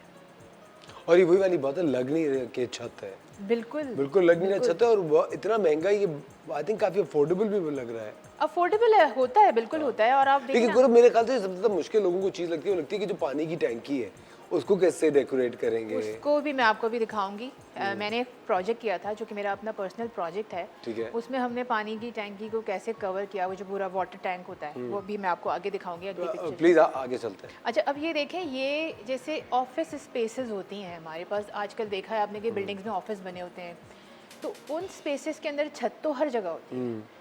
तो छत में आप इस तरह की कोई ऐसे अरेंजमेंट करके आप उसे बनाएं ताकि लोग उसमें बैठें। तो ये नहीं कि आपने 2 चेयर्स रख दी या 4 चेयर्स रख दी और छोड़ दिया, नहीं, आप डेकोरेट करें, प्लांट्स रखें, कलरफुल आप फर्नीचर रखें। आई थिंक फ्लोरिंग से बहुत फर्क पड़ता है। फ्लोरिंग से बहुत फ़र्क पड़ता है। फ्लोरिंग को भी थोड़ा स्टाइलाइज करें। आजकल मार्केट में बहुत खूबसूरत टाइल्स अवेलेबल हैं, उनको मेंटेन रखना भी इजी होता है। आप उसे वॉश कर सकते हैं, आप उसे साफ कर सकते हैं, मॉप से साफ कर सकते हैं। लेकिन वो डर यही होता है ना, क्योंकि आपको पता है हमारे यहाँ एक्सट्रीम टेम्परेचर्स होते हैं। बारिश होगी तो 3 दिन बेतहाशा बारिश होगी, गर्मी है तो कड़ाके की गर्मी पड़ रही है, लोगों को डर लगता है ये चीज़ें उखड़ ना जाए, टूट नहीं ना उखड़ती, जाए। बिल्कुल नहीं उखड़ती, नहीं उखड़ती हैं, बिल्कुल नहीं उखड़ती, उससे कुछ नहीं होता। दूसरी बात ये कि जो आर्टिफिशियल ग्रास होती है, आर्टिफिशियल ग्रास आप डाल सकते हैं वहाँ पर, जिसको हम ऑस्ट्रोटर्फ कहते हैं। ठीक है। आप वो यूज़ कर सकते हैं। उस पर तो आपने सिर्फ पानी डालना होता है, उसको थोड़ा सा वेट रखना होता है और वो बिल्कुल लॉन्ग लास्ट करती है। तो इस तरह की बहुत सारी चीज़ें जो वुड में नहीं जाना चाहते वो फ्लोर और मेरे ख्याल से वो चंद एक अगर आप देखें कराची के अंदर अब जो अपार्टमेंट्स की बिल्डिंग्स है वो भी बड़ी जुड़ी होती हैं। बिल्कुल। उनकी छतें भी काफ़ी ज़्यादा। कम्युनिटी के जो अपार्टमेंट्स बने होते हैं उसके लिए भी मेरी सजेशन ये है कि आप उनके रूफ टॉप्स को डिज़ाइन करें ताकि जो लोग वहाँ रहते हैं वो ऊपर जाकर उसको भी इंजॉय करें। क्योंकि छोटे मोटे इस तरह के फंक्शन होते हैं जिनके लिए हमें शादी हॉल्स बुक करने पड़ते हैं या कोई जगह बुक करनी पड़ती है, आई थिंक वो आराम से अपनी छत पे कर सकते हैं, इंजॉय कर सकते हैं। बिल्कुल। वेदर हर वक्त तो ख़राब नहीं होता ना। हाँ बिल्कुल सही। और हम अगर इंजॉय करें तो हर वेदर अच्छा लगता है, हर तरह का मौसम अच्छा लगता है, तो बस इंजॉय करना चाहिए। बिल्कुल सही। अच्छा, अभी आप बात कर रहे थे वाटर टैंक की, तो ये मेरा अपना पर्सनल प्रोजेक्ट है जो मैंने किया था। इसमें आप देखें मैंने वाटर टैंक को किस तरह डिज़ाइन करके पूरी थीम के साथ उसे कवर किया है। और ये देखें वाटर टैंक, पता चल रहा है आपको कि वाटर टैंक कि ये वाटर टैंक जी जो हमारी राइट साइड पे पिक्चर है ये वाटर टैंक है। और ये दोनों पिक्चर्स एक ही रूफ टॉप की हैं। ये पूरा थीम के साथ इसे डिज़ाइन किया गया था। ठीक है। और इसकी बैल्कनी को, इसकी साइड्स को हमने वुड के साथ कवर किया था।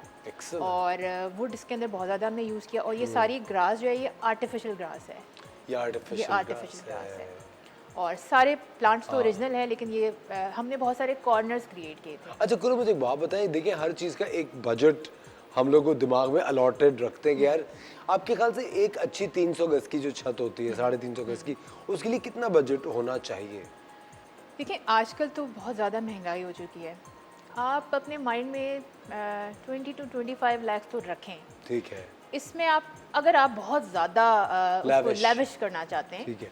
लेकिन आप लो बजट में भी बहुत सारी चीज़ें कर सकते हैं। आप अपने घर से ही चीज़ों को निकालें, हम तो हमेशा यही सिखाते हैं। जो चीज़ें रखी हैं, जो चीज़ें रखी हैं, फर्नीचर को कन्वर्ट करें आप। ऊपर बैठने के लिए थोड़ा सा डिफरेंट फर्नीचर होता है, घर के अंदर का फर्नीचर हम फैब्रिक यूज़ नहीं करते।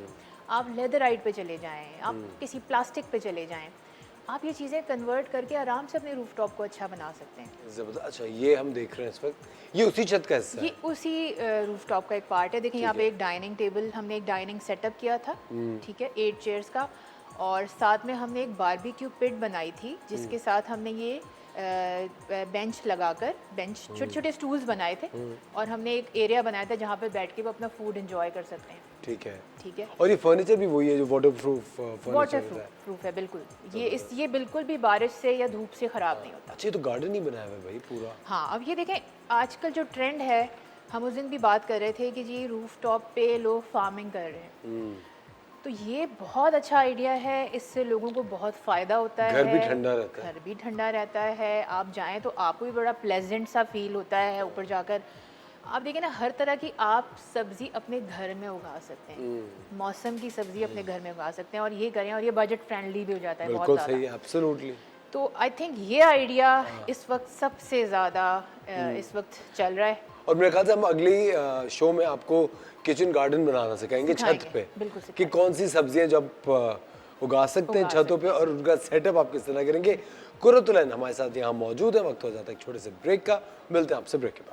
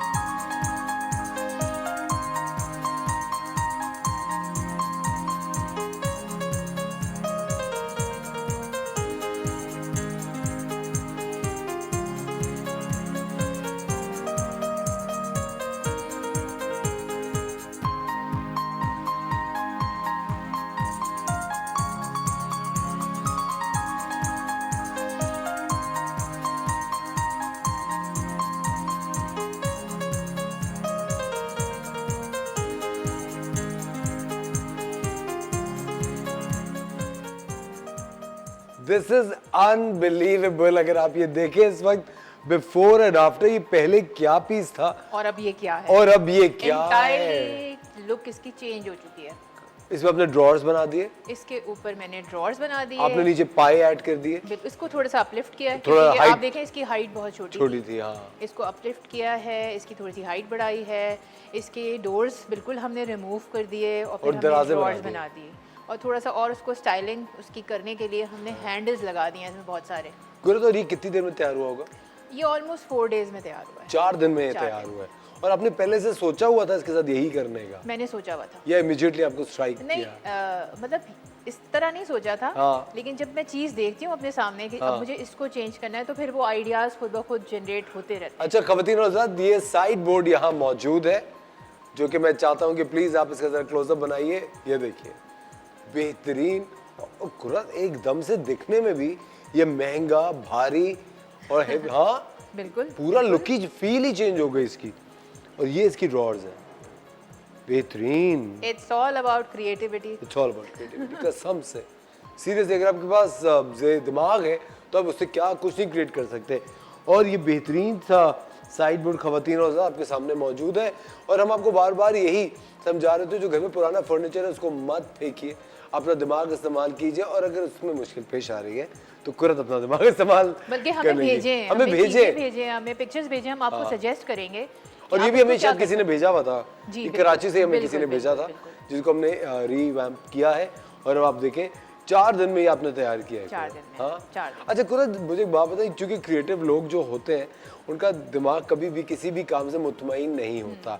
जाते जाते भी कभी आपको ऐसा लगता है कि जब बिल्कुल वापस आप इसको भेज रही होंगी, आपको कहो यार इसमें थोड़ा सा ये ऐड कर बिल्कुल ऐसा होता दूं, है। ये जरा सा कुछ कर दूं। इनफैक्ट जब मैं भेज देती हूँ ना, हाँ। उसके बाद भी मुझे ख्याल आ रहा होता है कि यार थोड़ा ये सा करना कुछ ये चाहिए कर देते था। तो चेंज हो जाता। हाँ। फिर हम कोशिश करते हैं कि हम उसको दूसरी किसी चीज़ पे अप्लाई करें। हाँ, और वो आइडिया फिर रह जाता फिर, है। हाँ, वो रह जबरदस्त लुक्स अमेजिंग भाई, hats off to you.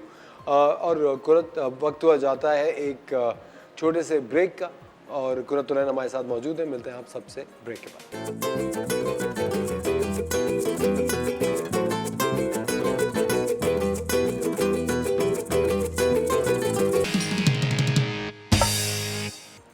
Welcome back खवातीन और हज़रात, आप देख रहे हैं द मॉर्निंग स्टार। एक बार फिर आपको शो में खुशामदीद कहते हैं।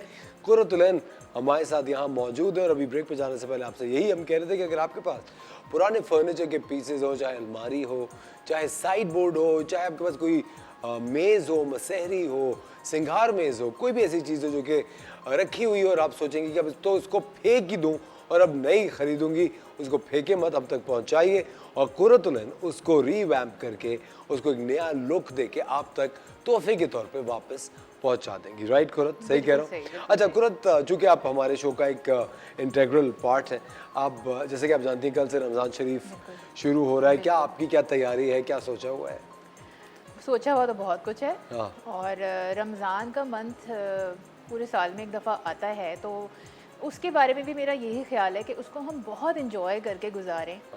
अब मैं अपनी क्रिएटिव थॉट्स के साथ अगर सोचूं तो मैं सोचती हूँ कि जी थोड़ा सा हम इबादत का एक कॉर्नर क्रिएट करें, जहाँ हम बैठ के बहुत खुशी खुशी कुरान पढ़ें, इबादत करें, जिसको हम इंजॉय करें, हर चीज़ को, हर लम्हे को इंजॉय करें। एब्सोल्युटली। और रमज़ान में वैसे भी खाने और पकवान तो मज़े मज़े के होते ही हैं, तो वो तो एक अलग बात है। लेकिन मैंने अपने घर में यही एक प्रिपरेशन की है कि जी नमाज का एक अलग से कॉर्नर डेकोरेट किया है। और मैं कोशिश करूँगी कि अब सारी इबादत वहीं पे करूँ और उसको एंजॉय करूँ। बिल्कुल, मुझे लगता है कि इबादतें एक इतनी खूबसूरत चीज़ होती है, आप अल्लाह ताला से कनेक्ट करते हैं, आप अपनी सारी दिल की बातें कर रहे होते हैं। और उसके साथ साथ खवातीन और हज़रात, जो कि मैं आपको इंट्रोडक्शन में भी शो के शुरू में बता रहा था कि रमज़ान शरीफ का इतना बाबरकत महीना होता है, खुशियों वाला, रहमतों वाला, बरकतों वाला। और ये बरकतें, रहमतें मज़ीद बढ़ती हैं अगर आप किसी की ज़िंदगी में आसानी पैदा करें, किसी की ज़िंदगी में खुशियाँ लाएँ, किसी के लिए आप कुछ करें। और उन लोगों के लिए ख़ास तौर पे जो कि अच्छे वक्तों का सोचते हैं लेकिन अच्छे वक्त उनके लिए नहीं आते, वो आजमाइशों में ही रहते हैं। ख़वातीन और हज़रात, आप लोगों का बहुत बहुत शुक्रिया द मॉर्निंग स्टार देखने के लिए। आपसे मुलाकात अब रमज़ान शरीफ के बाद होगी, लेकिन रमज़ान शरीफ के अंदर हम आपके लिए एक स्पेशल शो लेकर आ रहे हैं जो कि आपको इफ्तार के बाद देखने को मिलेगा।